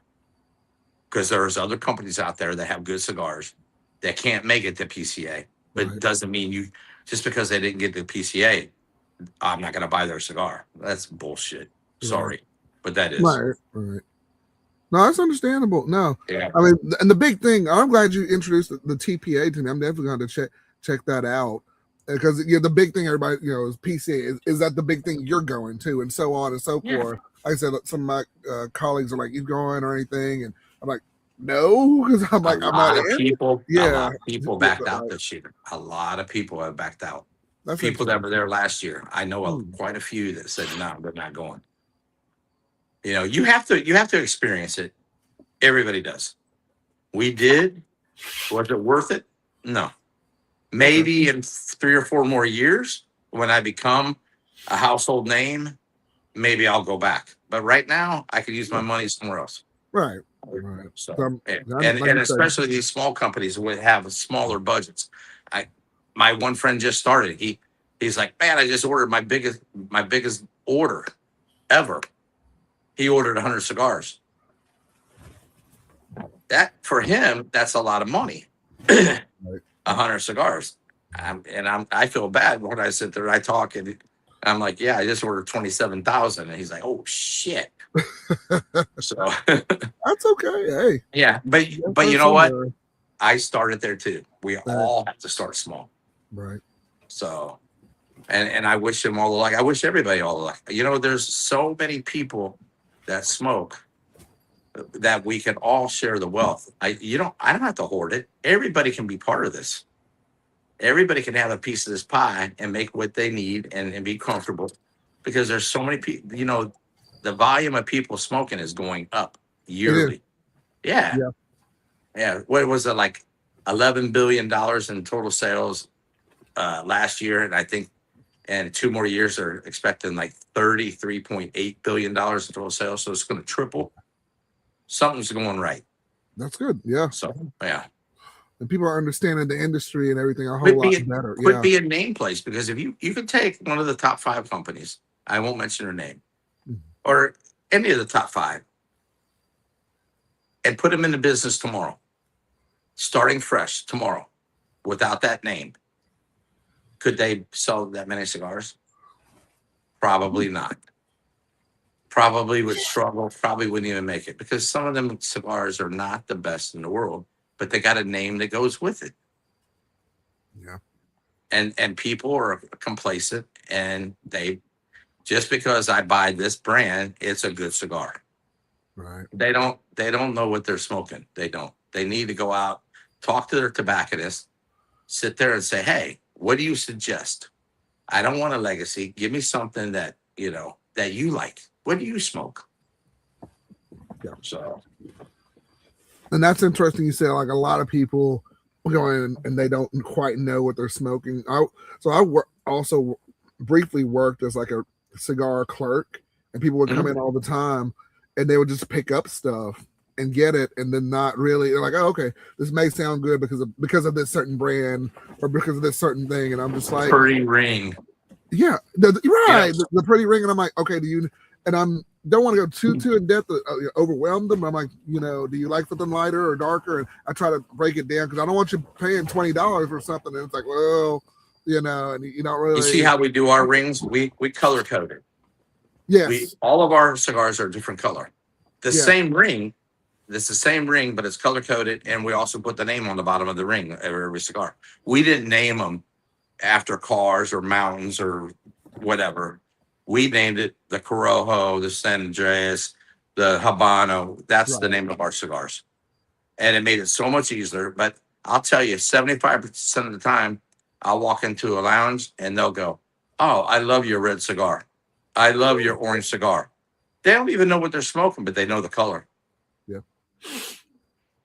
So it works for us. And that's good. That's a really good. That's good strategically too. And I noticed that when I did like the short on when Ray sent me those cigars, I noticed you got the Bono, you got the you got the orange on there, and then I've got the Connecticut sitting over here, that one right here, and I like how and you got the that Connecticut right there as well. I'm sure you probably know what the band looked like, but yeah, that's smart, and I like that differentiation between your cigars there. And I had the Candela, which you had the green wrapper on there. And well, the Candela didn't have a correct ring on it yet, because they're being made. So the new rings will be out 2 weeks on those. Those are going to be like a kind of like a I don't know how to say it. It's like a pinkish purple, and that's the color that we came up with. Kind of a bright purple, not something dark. Okay. And so that's going to be the new ring, because it'll look really cool on the green leaf. Okay. Yeah. Well, I can see that combination there. Yeah. But we did this on purpose, And another thing that we do is we price all our cigars. Yeah. If you go, you said you work in a store. Yes. And so you got a line of cigars. Let's say a guy has 6 lines, and I'm just going to use fictitious numbers. Okay. Say $7, and he'll say the Connecticut 7, the Rosado 720, the Habano 737, the Corojo's 696. Dude, you're thinking all the time what number and all this everything. So we sat down and we talked about it. We said, let's price all our cigars across the board. Now we lose money when we do the Cameroons, because Cameroon wrappers cost us more, a lot more. But we said, you know what? We'll make up in sales in other areas. We'll be slower in some areas, but everything will equal out in the long run. It'll be the same. So all of our cigars are priced one price. Okay. Everything. So now with the new Vitolas coming out and stuff, things are going to change. Right. Because, we're getting bigger cigars, 6x60s and the Bahia size. There's going to be a little bit more. Right? Sure. But things are going to change a little bit. But the same concept. Everything in that line, the 660s will be the same, and the torpedoes will all be the same and stuff. So, and the store owners like that because they don't have to sit there and go crazy. Right. Yeah. Okay. That's good strategically. Yeah. Yep. And it makes life easier for everyone, looking for your particular brand and everything. So that's good. Yeah. Oh, very, very good strategically there. Yeah. Sometimes I got owners call me. They're like, "Can I send you a price sheet?" And I tell them the story real quick, and they're like, "What's your price point?" And I tell them, and they're like, "For everything." Yep. Okay. I don't need a price sheet. You gave me the price and it has everything there. No problem. There you go. Yeah. Makes it easy for everybody. Good. Simplistic, into it, good. And we got and we can change on the fly. That's one good thing about us owning everything. If something's not right, I can fix it immediately. Good. And that's important, where some of these companies, it takes a long time to change stuff. Yeah. So they go out there. We listen to the people. I might not listen to one person. I'll take it for granted what they say. But if I hear it from 10 people, I got a problem. Right. So, Right. There you go. Yeah. And Todd says down here, my grandfather's best friend, Navy buddy, smoked Candelas. He brings boxes of them to the cabin during hunting season in the 80s. And I'm like, okay, nice.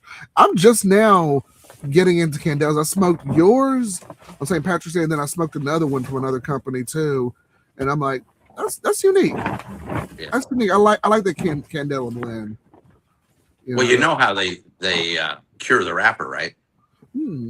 So the original wrappers are all hung to dry, and it takes 6 to 8 weeks, and they dry out in the fields in the huts they have out there. Some by heat, some by natural, whatever. But they cure them out there for 6 to 8 weeks before they bring them in and start the fermentation process.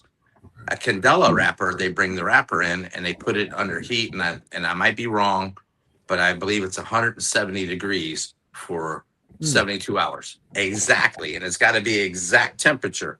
Right. And so what they're doing is they're cooking the leaf, and it keeps that chlorophyll in there. That's what keeps it the green color.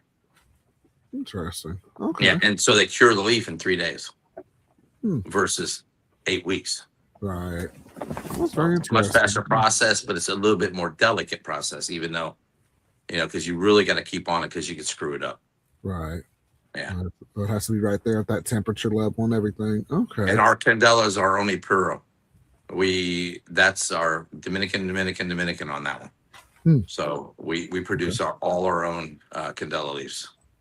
So. All right. Yeah. Nice. Nice. Good deal. Good deal there. We'll catch up. Anything else on here? All right. I'm just going to catch up also on the chat. Just make sure I'm not missing anything there. And Fogey, I'll go back to one. He said, what is the cigar count of your boxes? I guess it varies. We have 20 and we have 25s. Okay.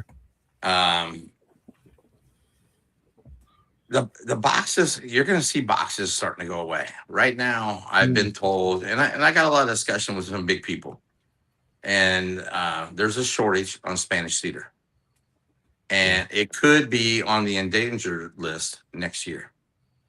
And if it does, it's pretty much, the FDA and stuff, everything's, or, they're gonna drop everything. They're gonna say no more boxes, or you're gonna get plywood boxes or covered boxes, with press board inside or whatever they do.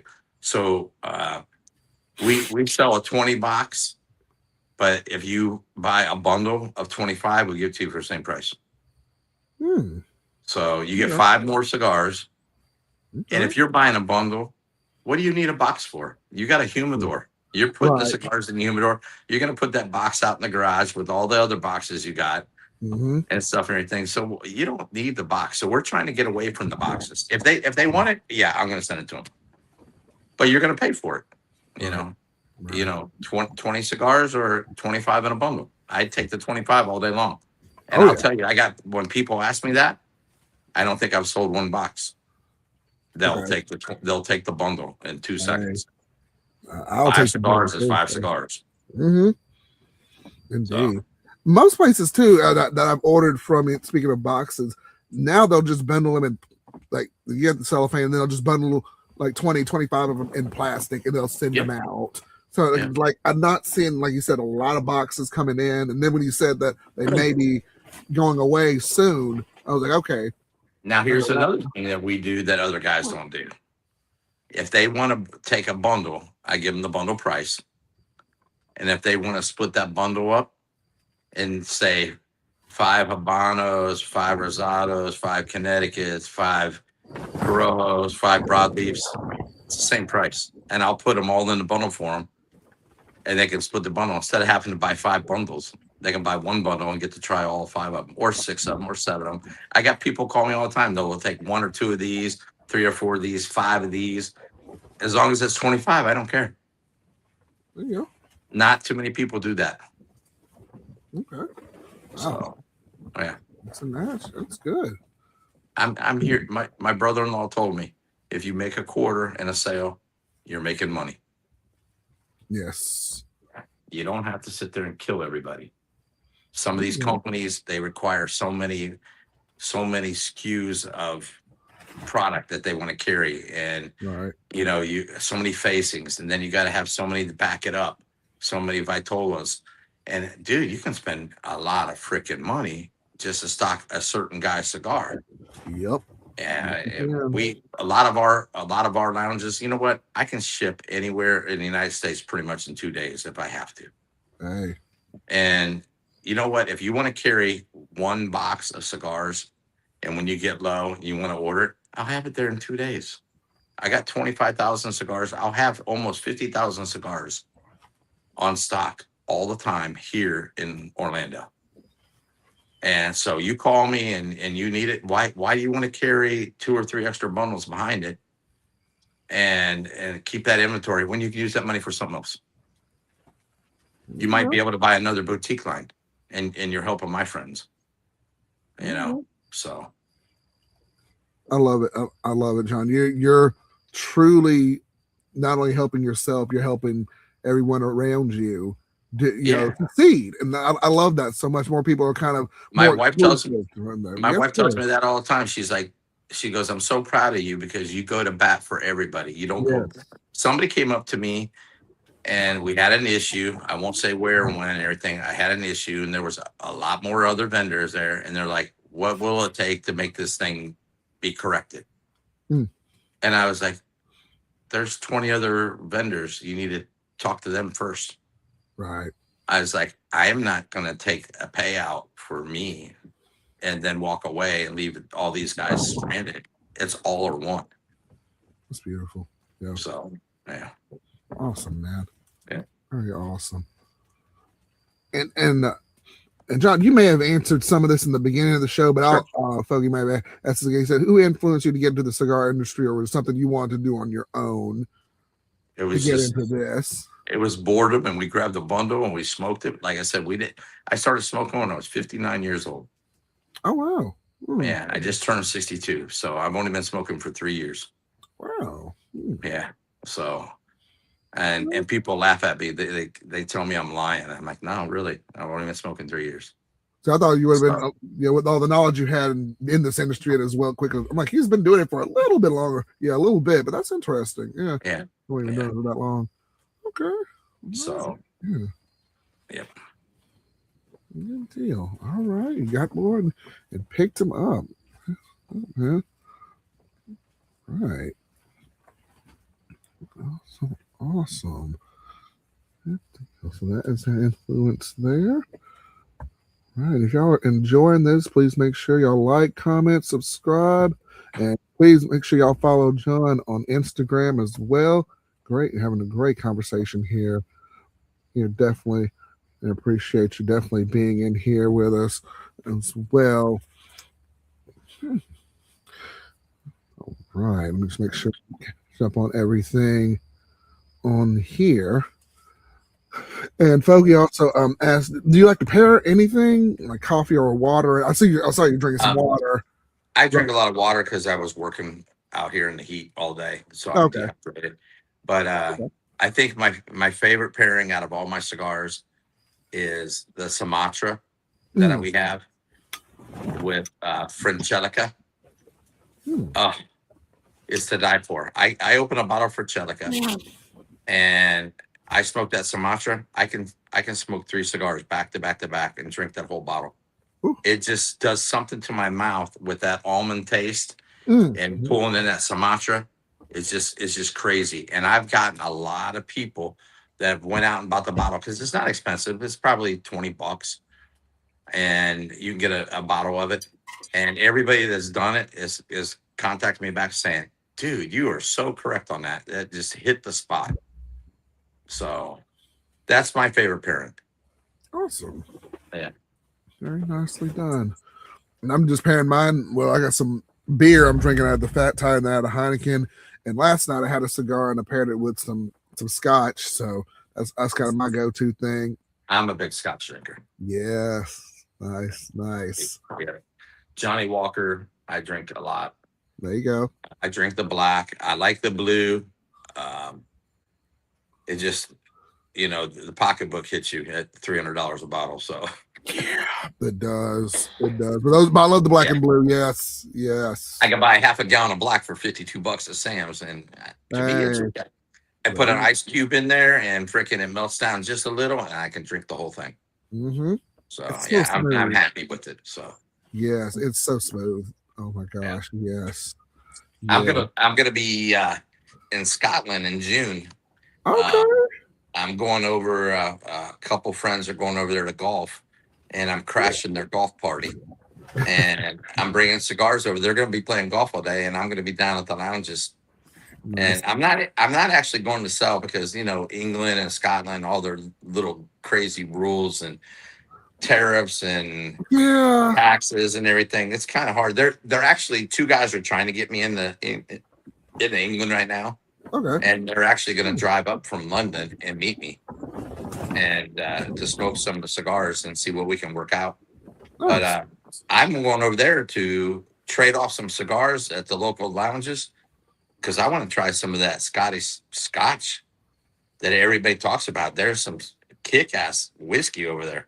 Mm-hmm. So that's what I'm going for. That's why I'm taking my cigars with me, and I don't care if I sell one. I just want to trade off for a shot of whiskey. I'll be good to go. Oh, I miss England. I went to England and Scotland when I was 20 and 21 years old. I actually turned 21 when I was in Scotland, and it's so beautiful over there. It just and that's where my family's from.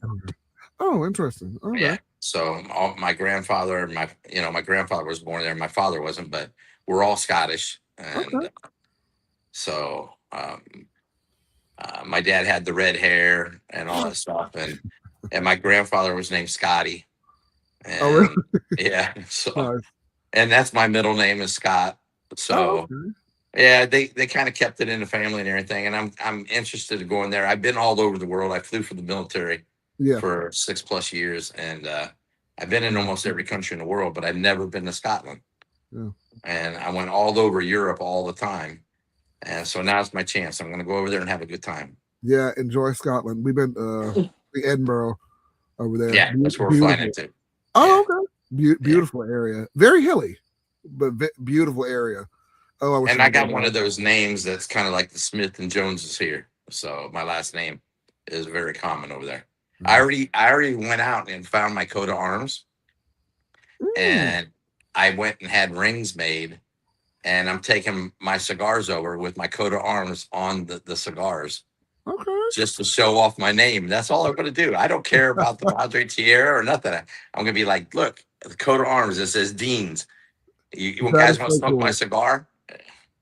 That is so cool. I got a coaster with Bailey on it somewhere. I picked it up from England and it had like a shield. It was like a blue coaster with a shield on there and everything. Yeah, mine does too. Yeah, mine's got a shield and a sword and it's blue and yeah, it's cool. Yeah, I'm looking forward to it. There you go. And interesting, folks coming with the questions. And also, happy Easter to you, one near there. Oh, excuse me. Juan Adela, Miss Cruz there. And Oh, he says, what was your favorite plane to fly during that era while you were in the I military? flew the C-141. It was a cargo jet at the time. It was the second largest aircraft in the U.S. history or military. Okay. And over the 5 plus 6 years, I flew 5,500 hours. I got 15 combat missions. I got awarded the Air Force Air Medal. Congratulations. And I was in a lot of bullshit stuff that they needed the airplane to get in and get out. And I was one of those go-to guys. I wasn't but I was one of that special group that they choose from. I did the invasion into Panama when we got Noriega. I got handpicked for that. I actually, when I was in the military, I went up for mechanic of the year at the base. I was at Clark Air Base in the Philippines. Oh, wow. And I won the squadron. And then I went up for the base. I won the base. And then I went up against PACAF. I won PACAF. And then I went up for the world, and I won the world. And so I was a mechanic of the year for the Air Force. And with that award, I walked into, and I was a flight engineer. when I got out, I walked into my first interview, and the supervisor at US Air is like, I got about 6 pages of mechanical questions to ask you. I said, all right. And he goes, tell me a little bit about your military history. And I told him what I did. I rigged flight controls, landing gears. I did this and that. And I flew C-141s. He took the paperwork, tore it up, threw it in the trash can. He goes, when can you start? Hey. I was like, okay. So. Nice. Yeah. So the 141 was a great airplane. Absolutely. Yeah. Nice. And like Foggy said, no, definitely thank you for your service. Yeah, you probably hear that all the time, but I definitely, do. And I appreciate it. Yeah, there's a lot of people today don't support the military. You know, a lot of the youth, and I understand it's a different world right now. Yes, sir. But you know, if it wasn't for people like us, we wouldn't have the freedom to complain. There you go. You know, that's one of our reliefs. You know, or one of our things. Look at some of these countries, like the conflicts that are going on that we see on the news right now, where they're taking people in stadiums and shooting them because they say something about the government. Yep. Man, you can say anything you want to about Trump, and you're not going to jail. Right. You know, and unfortunately, we live in a world right now or the states right now that we're so divided equally, and it sucks. And you know, and if the next election a Democrat wins, the same thing's going to happen. It's just they're not going to stop fighting. It's going to go back and forth, and they just need to get along with each other.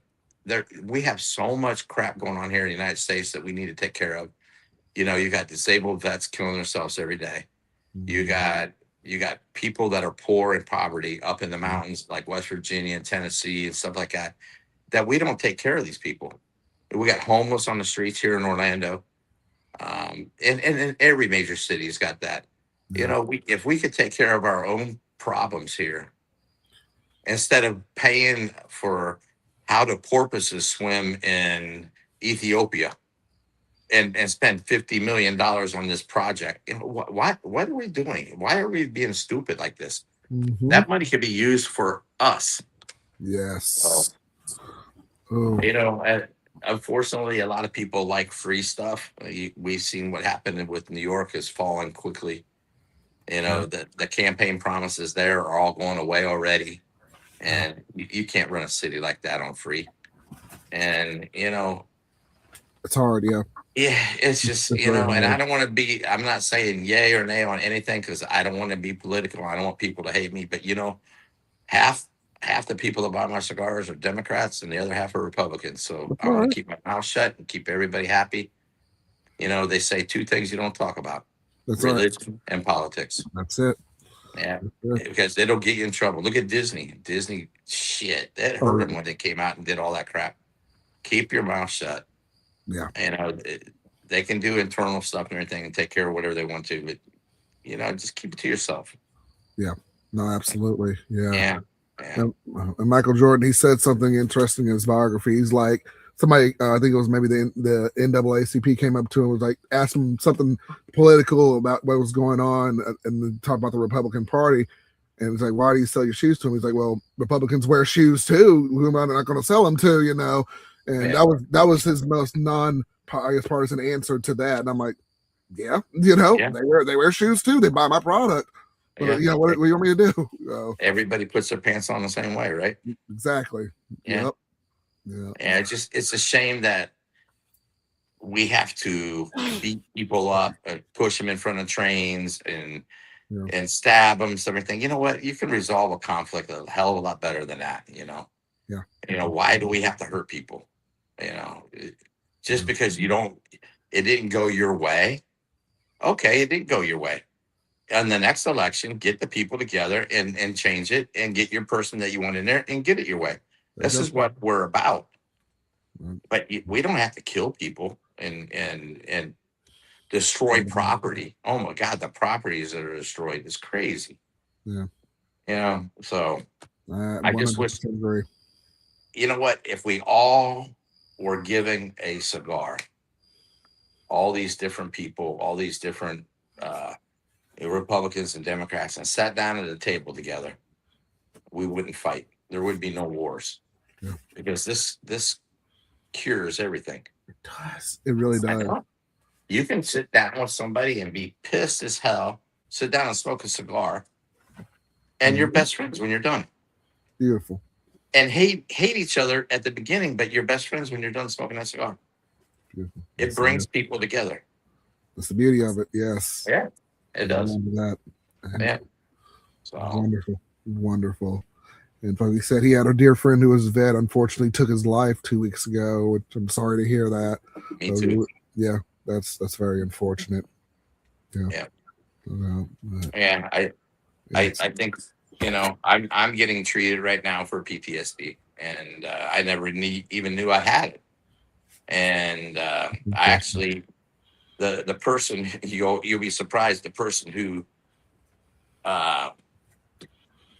started my progress on getting the PTSD and the treatment and going to the VA and stuff and everything was Marco Rubio.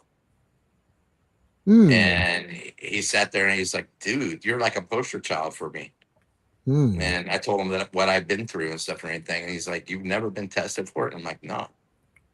And so, I mean, he went to bat for me. He's like, if nothing works out for you, you make sure you get a hold of my aides and everything, and they'll get a hold of me, and I'll take care of it. So, I mean, I had the right person going to bat for me. It's still a process, and I get frustrated. I go in and do paperwork, and it's a long wait game and this and that and everything, and sometimes I walk away because I'm frustrated.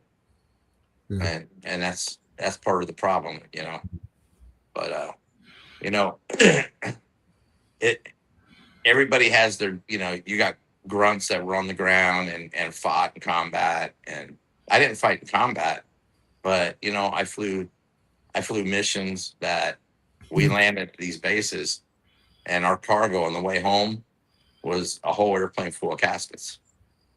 I'm 27 years old. I got to walk around the aircraft once an hour, and I'm walking by 25 caskets. Oh wow! That weighs heavy on you. Yeah. It's not a good feeling, And wow. And there's other things too that came about, but that was one of my biggest hurdles. Right. Why do we have to see these? And that's why today was kind of special to me. Right before the show, somebody called me and said, we got back that airman that crashed on an F-15 that he was missing. Yeah. They found him. Yeah, because they lost the two pilots. They rescued one of them yesterday, and the other one they had no clue. Well, I guess they sent a group in. There was some conflict, some fighting going on, and they got him out. So I'm glad to hear that. So yeah. Wow. That's deep. That's scary. Yeah. That's true. And like I said, I didn't do anything compared to a lot of these guys that are on the front lines. Yeah.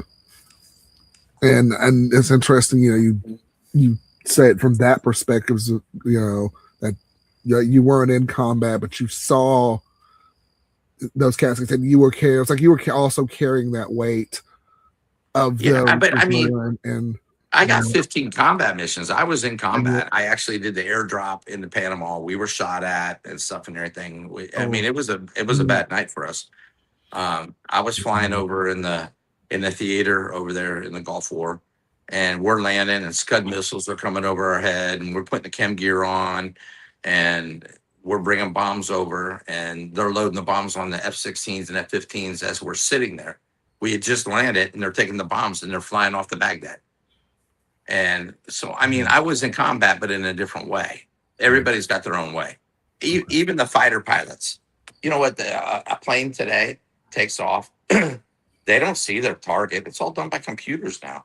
Right. So they're no better than me. It's just that they have a different job and a different role, and they got their combat that way. I got my combat by flying, in theater, in in range of missiles, and I saw them, and they hit close to us. It could have hit me directly. So but I just wasn't on the front line with a gun. So, everybody's got their role. Just the fact that you were shot at, that's just traumatizing. Panama was more scarier than all of Iraq together. That one night, that 15 minutes flying into the drop zone and dropping the troops, and the bullets coming up the side of the airplane, and you can see them. They were coming up, and there was an aircrew member that got hit, and there's aircrew members that got killed that night, and luckily we didn't get hit. And we landed in Puerto Rico, and when we landed, the whole crew got out, and we all got off the airplane at the same time, and we all got down on our knees, hands and knees, and kissed the ground. Yeah, because that was one freaking scary night. It was. Yeah. Yeah. Wow. I can't imagine at all. But that's insane. And we do it for a reason, because we love this country. Yes. So these people out there that are listening to me, quit screwing with us. Just get along. Please. That's all I say. Just get along. Please do. Everybody get along, and we'll have a great, great country. Yeah. Sometimes I travel outside the United States, and people laugh at us on some of the stuff that we do. The school shootings, all this stuff. Why do we have guns and this and that? And, they laugh at us. We got to get these people quit laughing at us. Yeah. Yeah. People look up to Americans. You know that. People look up. Yeah, people trying to get over here and trying to, yeah. So. No doubt. That's deep, man. Wow. Well, nonetheless, we all, I'm sure, everybody here in this chat and here, we are all glad you are here and safe and definitely talking with us here. And like I said, I didn't want to offend anybody, and if I did, I apologize. You're good. No, but I don't try to offend anybody. Speak your piece. So. You're good. Yeah. You're good. Please. I appreciate you sharing that. And I don't want to bring back anything, or I was going to say that to you. I don't want to bring back anything. If you're going, through that, I don't want to drudge up anything. If you want to share that or go through that. But I got a lot of stuff that I can't share, but that's fine. That's fine. Some missions that we went on, signing top secret documents saying that we can't talk about it ever. That's all good. I mean that it goes with the territory. You got people on nuclear subs; they can't talk about what they do. Right. Ever. Right. If not, you're going to end up in Leavenworth. And I got a phobia against bars, so I don't want to be anywhere making big rocks into little rocks and little rocks into little rocks. Forget that. No. Wow. I like my life. I wish though I would have done this 20 years ago. Where would I be if I had the same product? Now maybe I wouldn't have had the same product too, because it's taken this long to develop the tobacco and the consistency and stuff. That's one thing too, is our consistency. That's probably why everybody comes back to us. Our consistency is there. So our cigars ain't going to change. We're going to keep that same consistency. Now we might have to change up the filler and the binder a little bit because you 1 year you might get more rain, so you're going to Okay. have a different type of harvest, or it might be drier and you have a different. So you gotta compensate. That's where your rollers come in, or your blender comes in and has to change things to keep that cigar the same. So there's a lot of work into this thing because you're not producing the same cigar every year. You're Right. not. It's changing, but we're trying to keep the flavor and the tasting and the notes and everything the same. So it's a lot of work. So Mhm. that's why they say don't call a cigar a stick, because it's respect to call it a cigar. Don't flip your ashes like a cigarette. Oh Reach yeah, don't down do and that. put the ash around and put it Mm-mm. out. It's just Mm-mm. showing respect for the people that make this cigar. Mm. Now, we've been in discussion the last few weeks about how many people touch a cigar. Some people say it's 200, 300 hands touch it and everything. Regardless if it's 10 people or 200, it doesn't matter. There's a lot of people that touch it, and it takes a lot of people to produce a cigar. And for the price that we get these things for, we're lucky here. Go to UAE or Dubai. Go over to London and pay $60, $70 for a boutique cigar. Yeah, go pay $150 for a Davidoff or a Monte Cristo. Go spend hundreds of dollars, $400 for a Cohiba. We got it lucky over here. We do. So, be blessed that, our laws, a lot of people bitch the taxes, this and the tax in this state and everything. I get it. They're trying to get people not to smoke because of healthcare reasons. First of all, they need to change all those laws. The cigars should not be in the same category as cigarettes and vapes. There should Yes. be three different categories: cigarettes and your cigarettos, your cheap cigars that you buy at 7-Eleven or whatever. Then you got your vapes, and then you got your premium cigars. Your not premium cigars should fall under the cigarettes. Yes. Until they address that and get that down. I lost a Major League Baseball deal with Wanda's cousin. He's a pitcher for the Astros. And MLB called me 3 days before we introduced the line of cigars for him. Hmm. And they came out. The lawyer called me and said, "I understand, John, totally where you're coming from." And he's like, but when they came out with the rules of tobacco, they were worried about having lawyers for this and lawyers for this and lawyers for this. And they said, well, if we just group it all and just say tobacco, we only have to have one set of lawyers.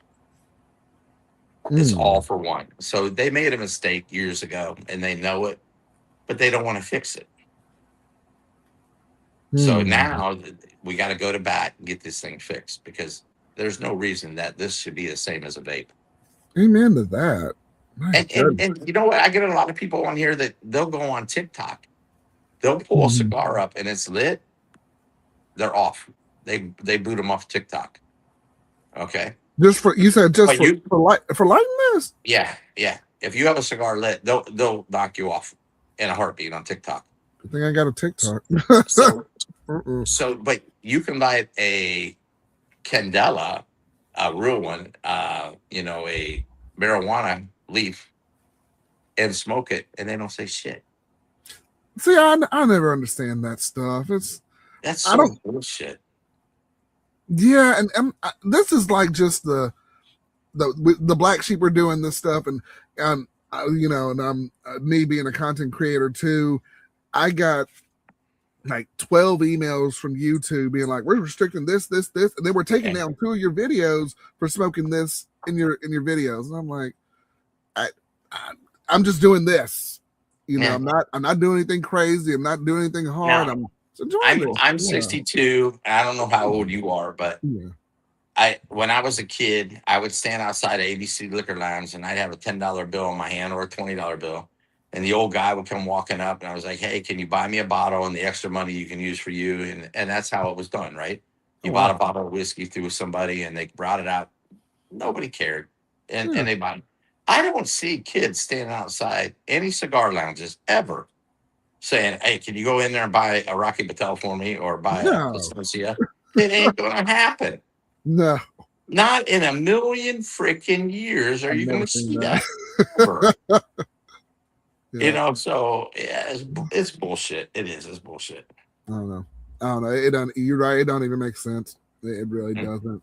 And Jimmy, good evening to you. I'm going to catch up a little bit on the Yeah, chat here as well. sure.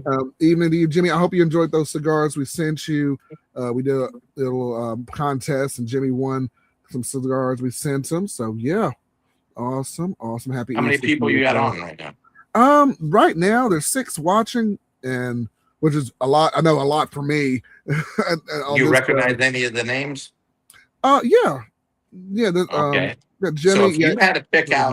if you had to pick out one of the 6 names that you recognize there that Yeah. hasn't won anything, could you Yeah. name one? I think I could actually. Yeah. Just from doing my show. Yes. Let me. Somebody that hasn't won anything, I want you to pick them out. Okay. And if they will DM you their name and address, or I'll tell you what, we're changing this, their name and their email. Yeah. And I'll email them back because I need to get a copy of their driver's license. I will send them a 5-pack variety pack of Madre Tierra cigars for free. Come on now. So you pick somebody that hasn't won. All right, y'all in the chat. You heard it first from Mr. Dean. Yeah. Sorry for you guys that won before, but I'm trying to get people, everybody get involved. Absolutely. I like the last place guy too. Yeah. There we go. There you go. All right. I know Jimmy. I just sent him some. Yeah. So if they'll contact me with their name and their email, I'll reach out to them and I'll send them a 5-pack. Beautiful. Look at it. 2 more people just jumped on like, oh, I just heard this in the blue. I'm in. But I got you. You know what? This person has been a supporter of my channel when I was still kind of come up. So you know what? As long as he's in the United States. I believe he is in the United States, and I'm gonna go ahead. It's hard to send to other countries. It's a pain in the ass. Yeah. And you do business in other countries. It's still hard to. Yeah, but I mean, in Spain, the license we just purchased was $11,000. Yeah, so it's expensive over there. But you just can't send through UPS or the mail or something like that. You can't send cigars. Yeah, they'll pull them. I was having trouble, and even Jimmy, who's on here right now, I was telling this to my last week on a show, and I said, you know what? I went to the local UPS and USPS up here. I was like, dude, we don't ship tobacco products. Like, what do you mean you don't ship tobacco products? And I had to go back in. I called my wife, and I'm like, because Ray sent me some stuff, and I'm UPS, you sent it through UPS and USPS. You are allowed to send tobacco. You are. Yeah, because I've sent stuff before, but I don't know if that's particular. FedEx busted me because I was sending FedEx, and that makes sense. What's up on the FedEx is, I believe if you had I have a tobacco license and the guy I'm sending to is like a tobacco store, and you pre-approve it through FedEx, that they'll allow that. But besides that, you can't send it like consumer to consumer. You can't. That's kind of what they were telling me too when I went to USPS, and they were just like, but then he had to go back through the rules and be like, oh, you can't send like a massive stock of cigars. You can send like 5 cigars as a gift. Yeah. And I was like, okay. First of all, when you go into these places, you should, when they say a birthday present, what is it? It's a birthday present. It's none of your fucking business. It's not liquid. It's not liquid. It's not hazardous, and it's not a battery. Right. Okay, so you shouldn't ask. It's a pair of panties for my girlfriend. Okay, it's soiled. A soiled pair of panties. You want to open it up and check it out? Go for it, buddy. That's what my wife was just like. Why'd you tell him what you said? And just thing. I'm sending this package, and that's it. And the woman's like, send it. I don't know. I'm like, I don't I care. never get asked. They don't never ask me. That's But I crazy. preprint my labels. I use pirate ship. That's what somebody was telling me to use. Cigar Pirate Tip was ship. telling me to use It's that. so cheap. You don't have to pay a monthly subscription. If you use it once a year, it doesn't matter. Print your Okay. own label and you take it to any UPS store. They scan it. They give you a receipt. Or if it's through the mail, you just drop it off, and they got drop boxes. You just throw it in the drop box and close it, and you walk away. You're done. Oh, so Lord, or some of that easy. I might It's have to do worth it. that. It's worth it. It is. Hmm. You don't have That's to wait in no nice. lines. Nice. So, Very yeah. nice. And I'm gonna pick for that 5 giveaway, my man AZ. And I don't know if I'm saying this right, AZ Dad today, or it was Arizona Dad today.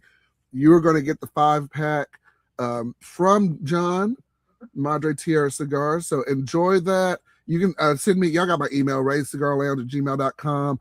And I'll put John's email in there as well. Or they can contact me directly at Madre Tierra Cigars at gmail.com.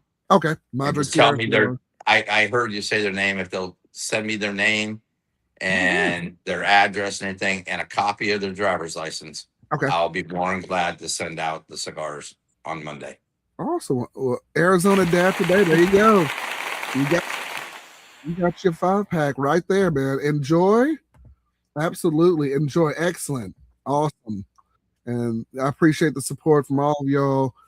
Check out, hit up John there, Madre here at gmail.com there, and we'll get you set up. Awesome. Perfect. Beautiful. And thank you for that offer, man. Oh, it's not a problem. Yeah. Awesome. You put up with me for 2 hours. I've enjoyed this. Thoroughly. I'm not even drinking. You should give me what I'm drinking. Oh, Lord. We'll probably be on here another 2 hours. I love it. I love it, man. This has been thoroughly enjoyable. Good. Very enjoyable. Anytime. If you ever stuck and need a guest, you can call me. If I'm available, I'll do it. Awesome. Thank you, man. I really appreciate that. Yeah.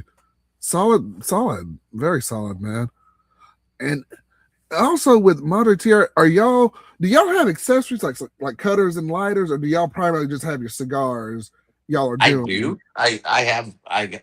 Right now I just came into my lounge for the first day. I got my own ashtrays. Ooh, and I got some other ones that are just solid color porcelain. I got some 3D printed ones, stuff like that. But I don't sell anything yet. Okay.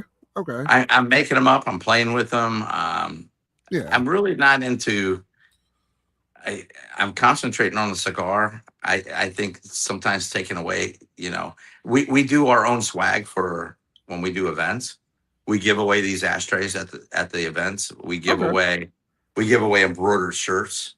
Oh. We do hats. We do. I got a laser machine. I'll laser a box. We give away 10 cigars in a box for every lounge that we go to. We put the lounge on the box. Okay. And their logo. Usually the owners are pissed because I didn't bring 2, one for them. So, yeah, we like I said, we do our own swag and cuts the cost down. And but you might see something later part of the summer. We might have a little like gift store, but I'm not gonna go crazy and charge $35 for a T-shirt or something like that. I'm gonna $15.95 for a shirt. Whatever. It's something cheap. I want people to wear them. I don't want people to freaking. I want 20 people to buy my shirt. I don't want one person to buy a shirt. No. Nice. Very nice. Yeah, like I said, most of those got $35 or $40. Yeah. Yeah, I don't want to do that. I want people to wear the shirt. I don't want people. One person that don't do me no good. I want 20. Okay. So, I like the way you think. I'll take a shirt too if you got one. Yeah, no doubt. Coming soon. Love it, man. Love it. Yeah, we have our own silk screen equipment. We can silk screen our shirts, and we got our own embroidery machines. And I got my own laser. We're going to start doing the 3D printing again. My father did it until he passed. Oh, wow. And so we're going to start the 3D printing up here indirectly in the next couple of weeks. Okay. Yeah. So the Yeah, 3D ashtrays are really cool. that is cool. Yeah, Yeah. my 8-year-old son knows how to. He just made a little spinner with a 3D printer and stuff like that. He just printed it off, and I'm like, "Where'd you get that from?" And I'm like, "I've never seen that before." So yeah, he's 8 years old doing that stuff. So I'm That's crazy. like, Yeah. yeah, impressed. And my mother-in-law, she does stuff embroidery. I'm trying to get a little bit of swag for the lounge for my channel too. Once it picks up a little traction, so I'll start Yeah. doing some of that too. So that's awesome, man. Yeah. That is awesome. That's awesome. And my friend Matt says, "What do you think of the trend of people smoking the ring of the cigar? Smoking the ring of the cigar? I heard Like, somebody today talking about smoking a ring of cigar. that's weird. Yes. Why I, would you want to do that and get that paper taste? yeah, that's okay. Yeah. I've never heard of that as a trend. I heard somebody talking about it today. That doesn't excite me at all. Yeah. Well, yeah, rapper. Yeah. Well, oh, huh. Okay. If that's the case, I'm going to put a ring all the way down the whole cigar and see if they'll smoke it. Yeah. If I can charge another $10 for it, okay. What the hell, If you're going to buy it, Jesus Christ. Oh, so, Lord. Yeah. Oh, my goodness. People. What's going on, Mr. Cash? Good to see you, my friend. Good to see you. If you also want to support, speaking of cash, if you want to support the channel, you don't have to. There's a QR code right at the top left of the screen there. Just want to scan that. You can put something in PayPal, $5, $10 if you want to. It's just a little tip jar just to support the channel there. But y'all following me and subscribing is also helping out massively. So definitely y'all check that out and do that. And this is also going to be available after the stream. So you can click on the link in the description, or you can still hit the QR code, still active. It'll take you to our PayPal there and everything. So just another. And if any of you guys are in the Orlando area, Kissimmee, and you want to try the Madre Tierra, give me a call. Yeah. If I'm home, you're more than welcome to come over. I got 18 seats in my new garage lounge. Hey. And, full bar, cappuccino, espresso, popcorn. Juana's also going to have her rolling table set up out here. Oh, cool. She'll hand roll you a cigar on the spot. Oh. Yeah, so we got a lot of things going on here. That's one of the reasons we did this is we don't have a lot of places in our county. We only have 2 lounges here. And, wow. Both of them don't serve liquor. And one of them closes at 6. Oh. And the other one's kind of far away. Yeah. And so we did this to invite, because you know what? People who smoke cigars are going to go, they got money. They're going to go to Disney, take their kids. They're going to go to Universal, stuff like that, or go on a cruise. Some guy last night contacted me. He went on a cruise this morning. And when he comes back from the cruise, he's only got 4 hours from the time they get done, and they're going to Orlando. And he wants me to meet him at the Orlando airport and bring him cigars. So I was like, yeah, I'll do it. I'll meet you at the airport. Hey. So. Come on now. That's crazy though. No, John, there aren't that many lounges in your area. You would think there would be more where you are. That's interesting. In Orlando, there is. Orlando's got a ton. You got Coronas and CI, and you got a whole bunch of other lounges that put in Orlando. I'm in Osceola, which is in Kissimmee. The liquor license here, to have a liquor license, is $750,000. So the reason they do this is because of tourism. So they don't want a bunch of fly-by-night biker bars or hookah bars and people getting in trouble, and you buy a license for a couple $1,000s and you got fights. Everybody's drunk every night. So the only people that can afford these things are like, you're either rich or you're like Red Lobster or Bahama Breeze or Hooters or whatever. Gotcha. And you're a franchise and you can afford the liquor license. And I see it because we're a big tourist area. Go down to Miami and get a license, $1.2 million. Woo! Yeah. Orlando is about $550, I think, but it's very, very pricey. Yeah. Man, so, that's crazy. Yeah. That is crazy. Oh my gosh. Goodness. Yeah. So chat there. And I think Jimmy says the only one I'm aware of is The Leaf by Oscar, where the band is not paper, it's tobacco of some sort. I like how the paper is made from pulp. Oh, okay. Oh, I've heard of that. Yeah. That's Yeah. interesting. Yeah. It's like I smoked the Amazon Basin last night. Okay. And it's got that little coil around it, Yeah. That's all tobacco. I smoked right through that. Okay. Yeah. But it was all tobacco. Good deal. So. Deal. All right. Hey, I got to get up early in the morning if you don't Yeah. mind cutting it. I got a lot to do tomorrow. It's Easter tomorrow, too. Yes. Yes. I got to Happy pick up the Easter. grandkids in the morning. Oh. We're babysitting tomorrow, which is good for me because it's the first Christmas in like 8 years I don't have to go to church. I'm not a churchgoer, I believe, but I just don't like going to church. My wife's Latino, so I got to go to a Latino service and stuff and everything. So I'd rather stay home. And when she said we're bringing the grandkids, I was like, okay. And she's like, you're not complaining? No. No. I was like, I keep my mouth shut. So Hey, that's all right.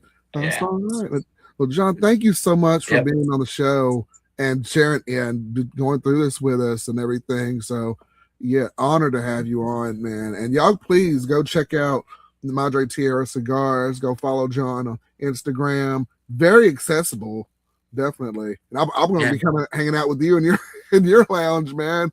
Hopefully sometime soon. But that was I got more seats in some lounges that we go to. Hey, that's all right.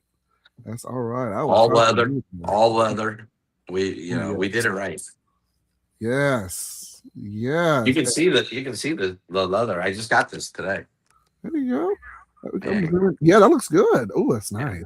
All pleated and the buttons and everything. Yes. It's still a garage and I still have stuff hanging around, shovels and rakes and everything. I have to. Yeah. But I'm putting curtains up to hide most of it and everything. Mm-hmm. And but it's gonna be cool. We're gonna have the TV. We're gonna change it. We're gonna put a TV up for our social media and one for watching sports. Okay. And but yeah, it's fun. I can't open a lounge right now because of the liquor license. So I'll do my own here.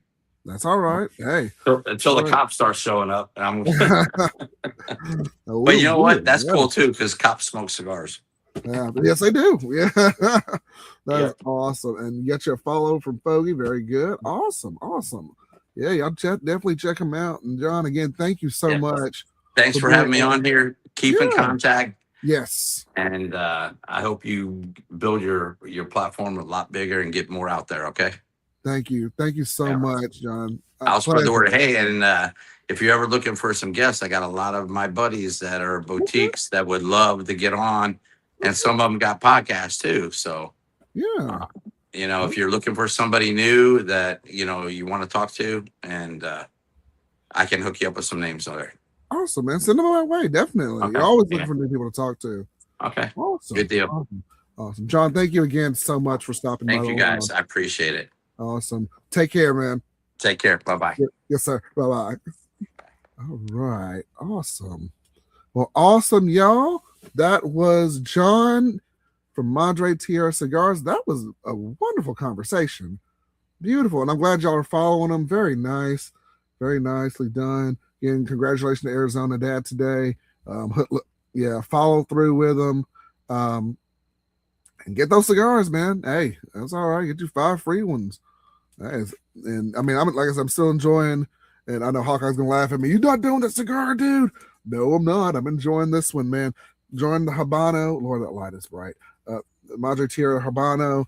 I might smoke the Connecticut one a little later on. So great guest, great show.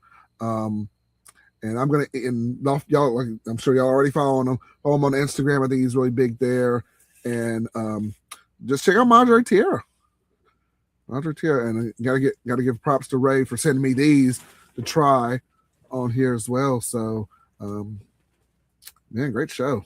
And like I said, I'm gonna wrap it up at the 2.5 hour mark. So if y'all got any questions or any comments, we can hang out for a little bit and I'll wrap that up. And Arizona, I'm gonna check my email in just a second.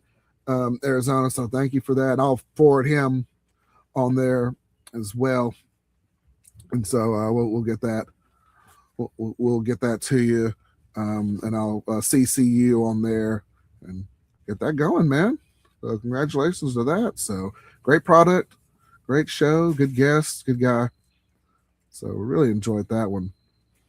Really enjoyed that one. So all right. All right. Thank y'all. Yeah, great guest. Thank you, Fogey. Thank you, Fogey. Yeah, nice show. Thank you. Thank you, Mr. Cash. So we moving along, man. We're moving right along. You know, man, Hawkeye missed a good one tonight.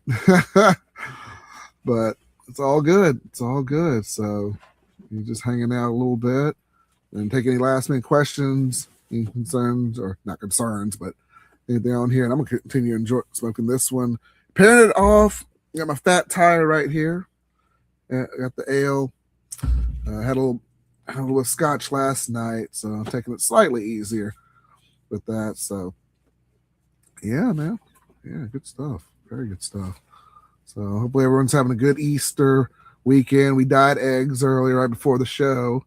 I posted some stuff on there. The kid I had to get in on one, dye some eggs with them.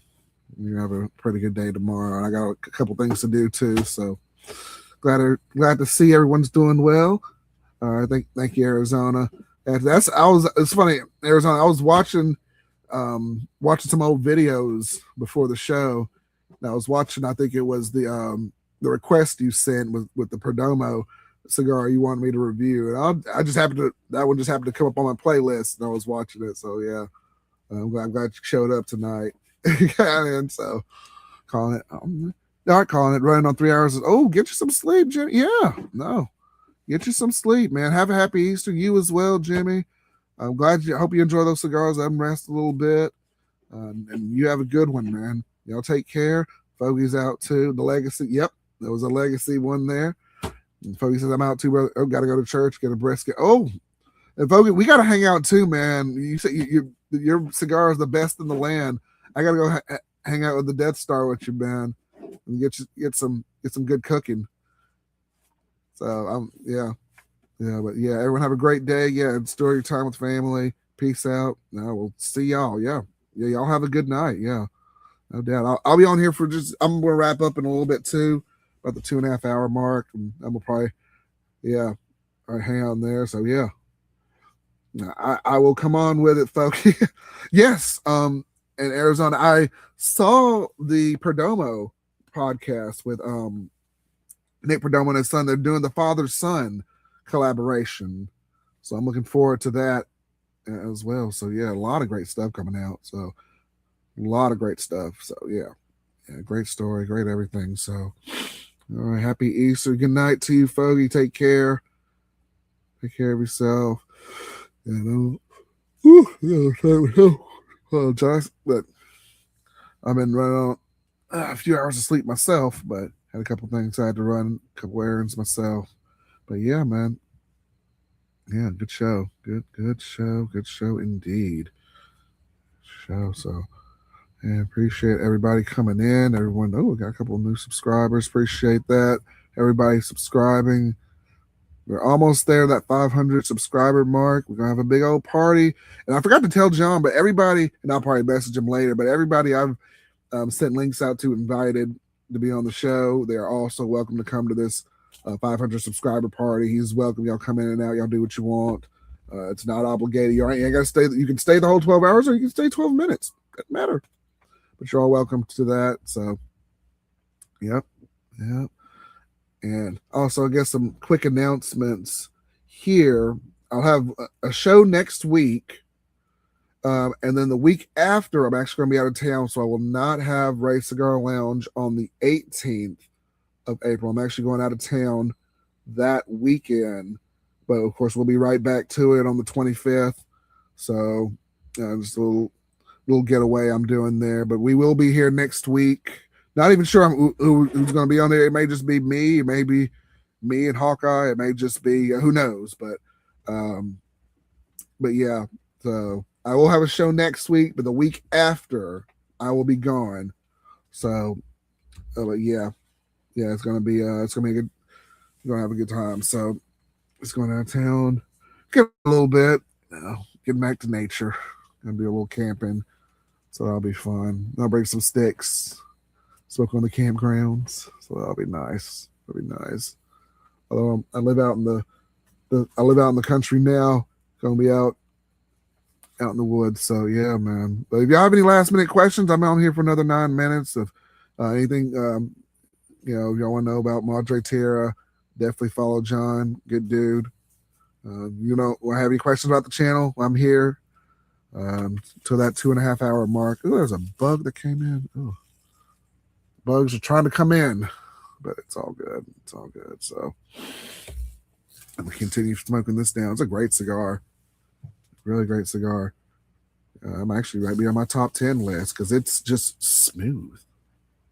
It's just really, really smooth. So yeah, I'm gonna enjoy this for a little bit.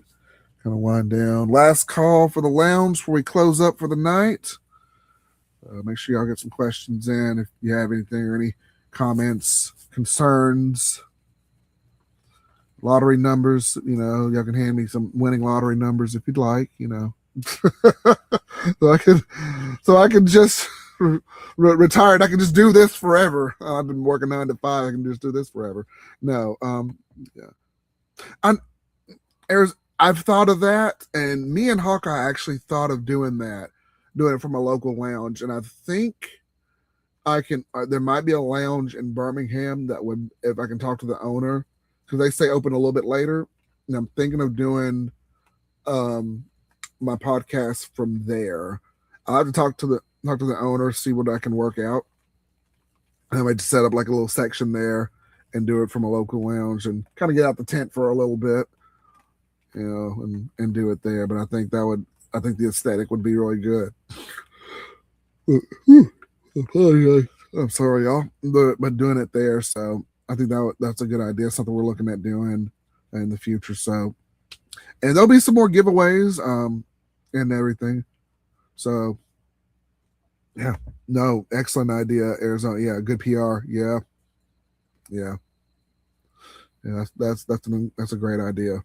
So, and like I said, we're celebrating 2 years of Ray Cigar Lounge. So, actually started this journey. I remember when I only had 20 subscribers, man, and shoot, we're almost at 500. So, hey, y'all are here. Y'all are supporting the channel, and that means a lot. So, thank you so much for being here, y'all. So, but yeah, we're gonna do some more networking, more collaborating, more traveling this year, to get my money right and everything. And not so much. I guess I'll go to a couple of events, but I want to see the local people. Just like maybe I'll hang out with Fogey, maybe go see Ray, maybe do some stuff. See a couple of people and meet the people. So I think that's what I'm gonna try to do this year, is do a little more traveling.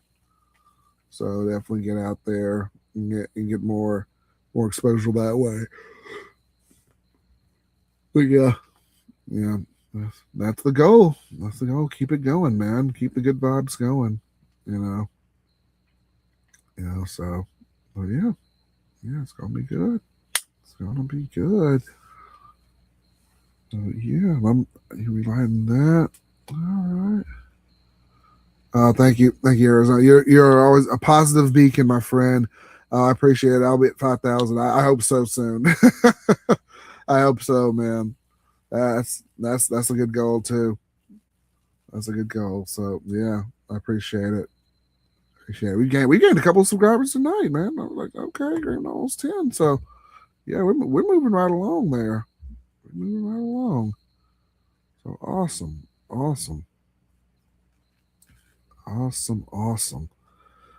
Only way to go is up. Oh yeah. There you go. All right. I'll finish this one out here.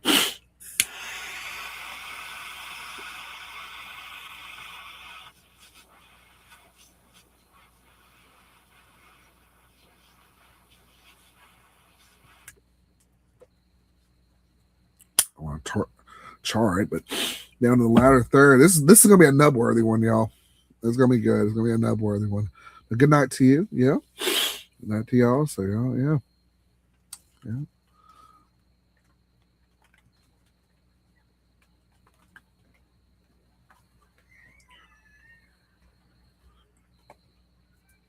wife's gonna come out and hang out with me for a little bit. We might watch some TV and might surf the web and just kind of chill the rest of the night. So yeah, not too much. Just winding down. Winding down.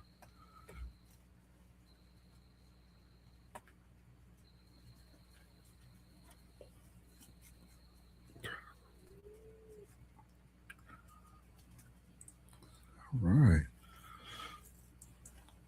All right. So I'm just kind of enjoying the ambiance. A little bit of dead air, but I'm just kind of enjoying the ambiance of the night. It's kind of chill. I had to put the tarp up. It was raining earlier. So, but not too bad. But it's gonna rain heavier tomorrow. So not looking forward to that. And the kids want to go outside and hunt Easter eggs, and now it's gonna be raining tomorrow. No, that's okay. It's all good. It's all good. All good. Went to last weekend. Little quick story. Went to the Grand Prix. They're racing the Indy the cars there, and met another cigar vendor there who's actually local in the area. Might be doing some collaborating with him. Got a Tuscaloosa Cutter Cigars, so we might be doing some collaboration, some stuff with him as well. I may have to reach out to him, bring him on the show. He's been in the industry for a while. It's weird. I walked up to his booth, and I'm like, oh, and they all, they had all the booths there and everything. And there was a cigar booth there. And I walked up to him and I was like, oh, Dunbarton Tobacco and Trust, because he had the boxes out there. And the guy was there. He was emerging. He's like, you're the first person all day who actually knew what that was. And I'm like, oh, I know more than you think, man. And we just started talking for like 40 or 50 minutes and just nerding out over cigars and stuff like that. He recommended me some other local brands and stuff. And I actually bought a couple of them there in the humidor chilling. I might be doing some reviews on those. But yeah, he's like, I'm impressed with your knowledge. I'm like, oh, you have no idea, man. You have no idea.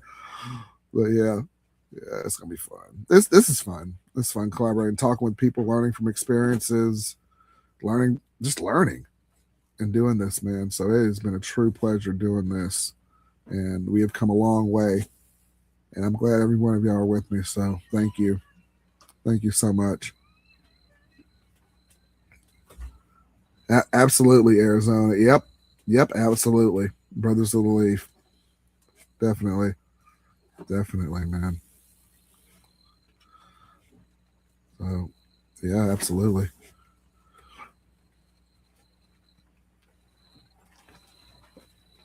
Like you said, a good cigar, man, can end conflicts and wars. I don't know why we're fighting over what is a cigar. It's crazy. Y'all been doing this for hundreds of years, thousands of years. Shoot, y'all know what tobacco is. Shoot. But yeah, it's crazy. Well, folks, I am going to wrap it up at the 2.5 hour mark. Make sure, I'm sure all of y'all have already done this. Make sure you like, comment, and subscribe. Make sure your notification bell is on. So if you are subscribed, so make sure that is on there. And yeah, I'm gonna try to get some. I want to do a ladies' night too, Arizona. Yeah, I'm gonna get some sisters to join. And if you know anybody who's on there, let me know. We want to do a ladies' night one night. Get some people on here like that. So most definitely. I'm gonna try and reach out. Maybe Instagram is really big, especially with cigar content. That's incredible. So I'm gonna definitely be utilizing that and reaching out. It's actually how I found John, and that's how we did the interview there. But no doubt, man. But I'm gonna go ahead and wrap it up, y'all. I got some other Easter stuff to do too. We gotta get some cooking done.